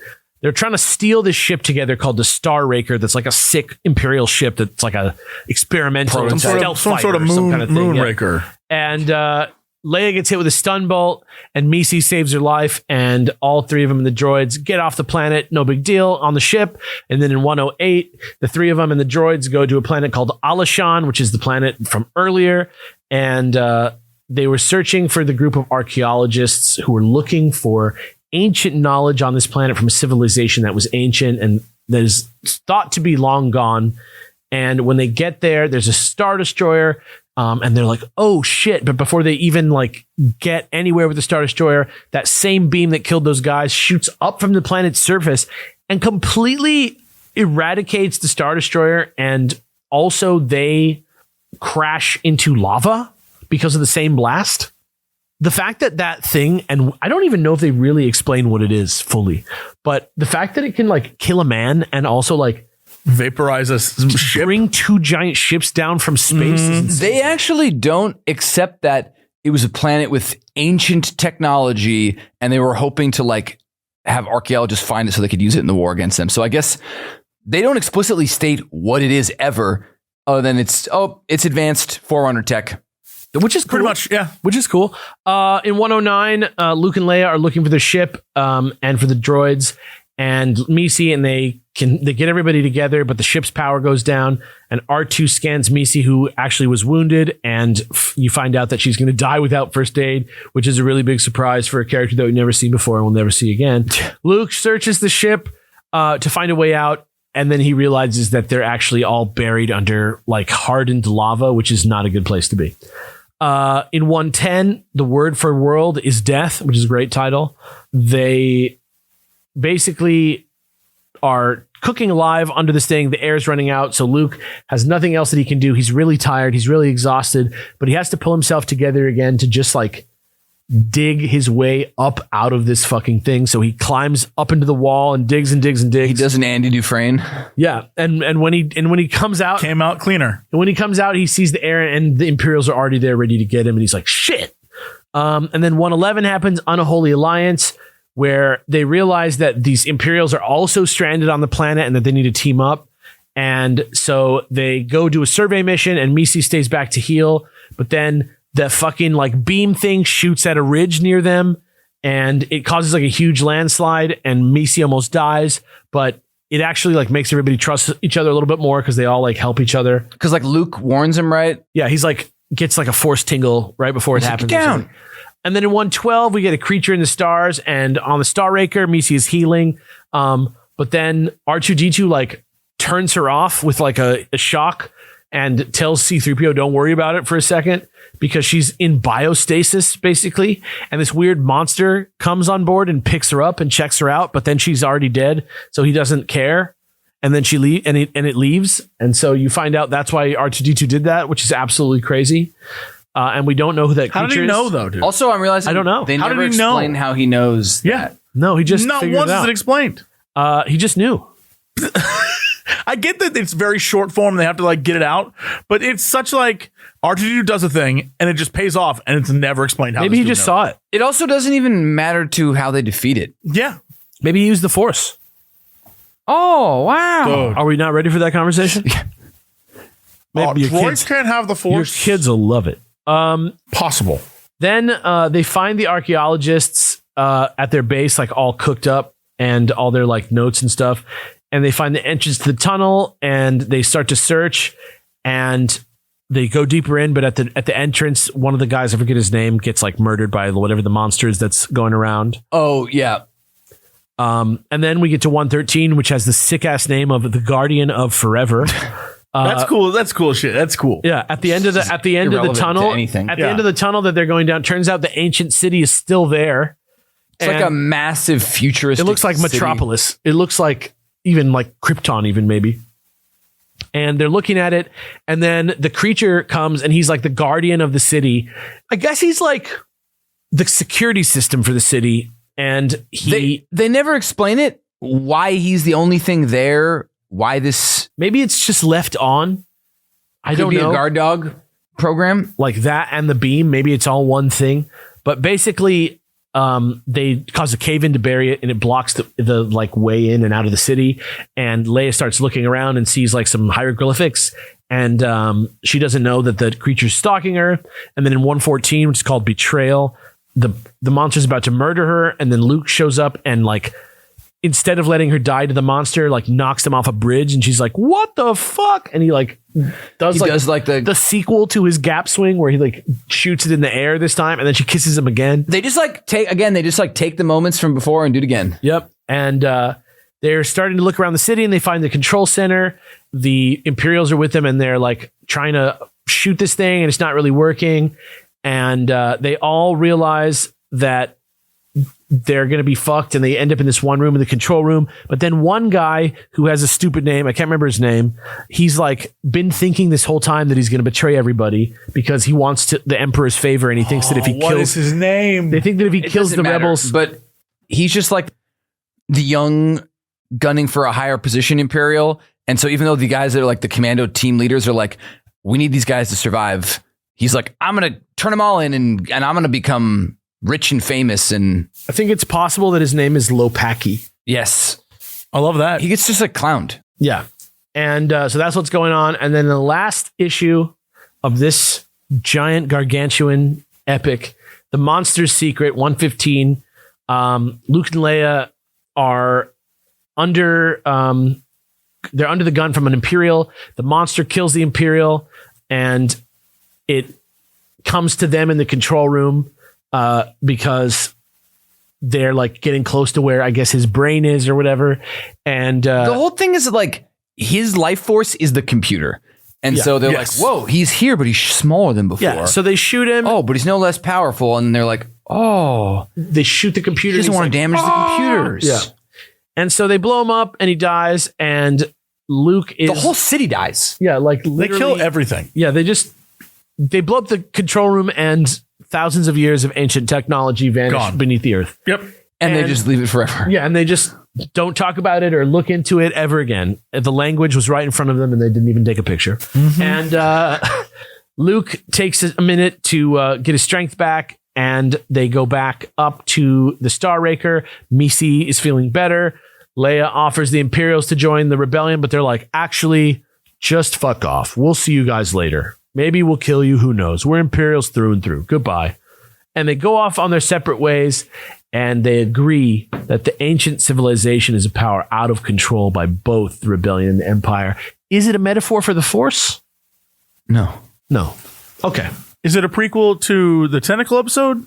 Yes. Yes. This one is like wild. It's just like, They get the laughing on the it computer feels right like at the when end. you're it's like an episode of anytime an archaeologist goes into like an old like a Egyptian tomb or something, and then there's more supernatural crazy thing, and they just get out and they're like, that's weird, let's not talk about that, except for they're in the middle of a space war. It has technology that dwarfs what both sides have, and they're like, oh, we stabbed the monitor, so the entire planet-sized computer, it's all gone. Maybe and none of them and deserve it, neither too. side will ever go there again. Because none deserve that power. Except like if you're the commandos and you're going to join the Empire, you're like, so this place that had that crazy thing, we've disabled it, so now we can just take our time to study all the technology at whatever pace we want to. And that became Starkiller Base. I wonder when the goofiness is going to fall off. You know, like I wonder. Post Empire, I bet. Never, Yeah. because in the new Star Wars, they're like, Vader's going to have my head for this. Next panel. You're right. Yeah. Well, what I mean is just like there's swings here that obviously don't remain part of Star Wars still. Like so much stuff in here. There's a lot, like we said, there's a lot to mine here. This is like a lot of stuff that comes into play a lot later in the canon, seems to have its like baby seeds here, and you know, planted in the ground with like the gun of hope and promise, whatever the fuck I they're saying feel on it. like the minute Empire comes out and it's solidified as to what Star Wars is, and they know where they're going with the third one, there's no way they're going to allow them to be You like, think there's going to be a shift in tone between we're this not going to volume and see the a next? giant green rabbit show up, for example. It's just not going to happen. Okay, There's not going to be like, my name is Shondopolis and I used to date Han Solo, but also I'm a winged bird lady. Like, it's just not going to happen. Do you think that we're starting to witness in real time the beginning of like the feeling that in 50 years ends up being Star Wars is boring and like trite? And No, I don't think that. I think it's just they have a direction rather than this, which is like, throw everything and let's see what people like. yeah, It's like so interesting to be like, all right, fine. New Hope blew their socks off, but they still, when everyone else had to riff off of it, it was like, well, let's go back to the old classics. And then Empire is like so definitively not this kind of space fantasy, but like something realer and even more imaginative, weirdly, while feeling more real to the world. And I'm curious to be like, we have 2 data points. Now what can we do? Like, what are they riffing off of after they've seen Empire and they have all that new information? Like, Yep. the Force got fucking cool. Everything got cooler and a little bit more specific. We will probably have some nonsense, but like, I'm excited to see more tightly focused nonsense. yeah. I don't know. Like, yeah, No more Star Warriors. I hope they don't ever say that again, except for I love it. So yeah, like I don't really care. Like right now, I feel like the comics are going to stay kind of wacky. Maybe kind of just stay in their lane and just not touch. they're hyperlane. Well, you know, I don't know. I'm not old enough to have tracked this. I'm not old enough to have tracked this, but I really do think that like I thought it was a lot more segmented and like chopped up, this like path to like the canon being established, but actually like now that we're kind of going in this order, it really does feel like it's just kind of congealing. It just feels like we're real amorphous, real freeform D&D campaigns. I think, honestly, we're still going to be like, even though I know it's going to get more focused, I still think we're going to be a little weird because I don't remember any of this being something that interested me as a kid until maybe it's because I was too young. Yeah. Like I wasn't even born when this thing came out, but like it's possible that by the 90s when Heir to the Empire came out, maybe that's what actually established what Star Wars is. Heir to the Empire is so good Star Wars, like golden era of quality. No part of that feels like weird, like things here like don't feel weird. Right. But I'm wondering like, and everything else that I remember reading basically follows that. Because even all the books that are like the details of schematics of everything comes post Heir to the Empire. And I feel like maybe that story, because it establishes ships and characters and force like, powers. Are you feeling any sort of overarching editorial influence at this point? No, right? No. Which I feel like especially because of the books, Empire. Because of Empire, they get on track, but then that fizzles out very quickly after Return of the Jedi. Yeah. There is a drought of Star Wars content. So maybe we'll read the comics and it'll still be goofy. I don't know. Yeah. There will be goofiness because like just from the cover of the Ewok movies, I'm like, that has no place. Oh my God. I just realized we have to watch the Ewok. Those are so awesome, actually. You should. I mean, we'll see it, but I'm like, have to, I can't see how that feels like Star Wars. It's going to feel more like Star Wars than this. Okay, that won't be that hard. Yeah, well, that's fine. But what's up next? Let's talk about that for a minute. What is next? Up next, I think Davis is going to be chuffed. Up next is Han Solo and the Lost Legacy. Book 3. The third and final in the Han Solo trilogy. Yes. Brian Daly still. Is it Bollocks and Blue Max? Are they the Lost Legacy? I'm not going to tell you. I hope so. I don't know. It's probably going to be the family of that dead pterodactyl. Then after that is one I'm terrified of, which is the Star Wars newspaper strips epic collection. I don't know. It's like a book as big as this, but it's newspaper comics. I don't know how we'll cover that in a way that will make sense. I think it's going to be okay. I haven't even cracked it open. Is it like Sunday Funnies where it's like 3 strips at a time? That could be unbearable. I don't know. Like, but we have to bear it. That's what we do. Yeah, with the Star Wars Old Canon Book Club. We'll definitely read it and talk about it, but I'm scared of it. And then after that is when we'll finally get our answer about what happened to this comic book after Empire Strikes Back, because that's the Epic Collection Volume 3. When's the next book? Well, there was Han Solo. Right, but besides that, what happens after that? Then there's another set of comics. There's some stuff in there that's nebulous that we'll get to and we'll talk about later. Interesting. That's not a book or anything like that. Then the next book is Return of the Jedi. Wow, there really wasn't a lot. No, well, these are a lot of comics and there's like a lot of comics here.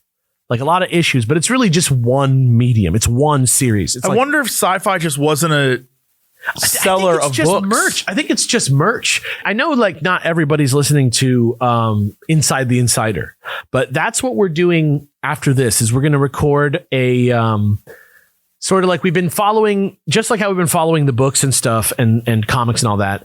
We're going to be following in our little episode extensions the Star Wars Insider from when it started as the Lucasfilm fan magazine. So we're on issue 2 now.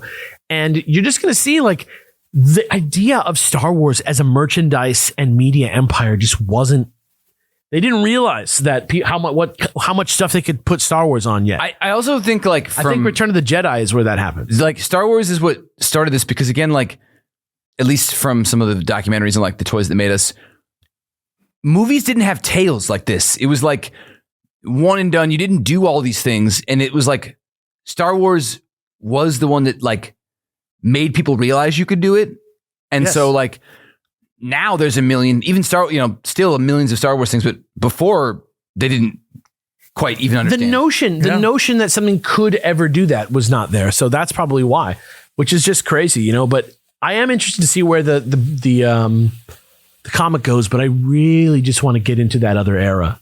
I really want to step into that. The 90s is when it takes off and becomes a thing that suddenly you'll be like, this is what I remember. Because all this, most of it's stuff I've never seen before. And I'm like, it doesn't feel like Star Wars, but it's fun. Yeah. And then eventually, suddenly it's like, this is all connected and this is what Star Wars is and this is how it works. And like, these are force powers and this is the bad guys. And it's like, yes, we're in it. I feel like we're in like season 1 of this podcast right now. Sure. And it has like one feel to it. And then all of a sudden we're going to hit, I don't know what book it's going to be that's really going to hit it off. Probably Heir to the Empire though, right? Where we're going to be in like fully on season 2 of the podcast where like everything kind of like becomes set in one universe all of a sudden. I'm so interested for when that switch flips on. Page 1 of Heir to the Empire. Like you think literally, yes. You don't think it's going to be before that? I think it might be before that. I don't know. We're going to find out. That's the best I'm part. interested to see. I don't know, but that's the show. If you want to listen to Inside the Insider, it goes up every time that we put out a normal episode of the show. So go to patreon.com/SWOCBC on the Legacy of the Force tier. You can sign up there for that. But other than that, I'm done. I feel great. Yeah. Let's get out of there. Wild, like, once again, even though it's still wacky, I find fun in it and it's cool. Yep. And if you're on the flame, the Ruby Flame Lake, remember this, don't drink the water. Yeah. Actually, better yet, don't be there. Yeah. Don't. If you're there, don't go away. Go inside that big empty castle right next to you. You made several wrong turns. Get out. Vader's coming. Get out. He knows you're here. Too late. If a sexy redhead tells you the only one who can solve a problem, she's using you, dude. Remember, you're like a 6 at best. It's not happening. You are being used. From a couple of 6s to all of you. See you next time. Bye. Bye. The Star Wars Old Canon Book Club is made possible by contributions from our listeners at patreon.com/SWOCBC. Thank you for your support. This month's Patreon Masters of the Force are Sovereign, Ian Berenade, Trevor Isom, Patrick Rowland, Matt Wars 56, Amy W, T Boneses, Jazz Owl, Evan Alexander Guillen, Peacetime Mando, and Metroid Mike. Thanks for listening. We'll be back soon with a discussion about our next selection, Han Solo and the Lost Legacy, a novel by Brian Daly. This episode was edited by Alex Del Campo and Alex Fasciani. The theme song is Venus, the Bringer of Peace by Gustav Holst, performed by the U.S. Air Force Heritage of America Band. Original show art by Jackie Whistler. See you next time.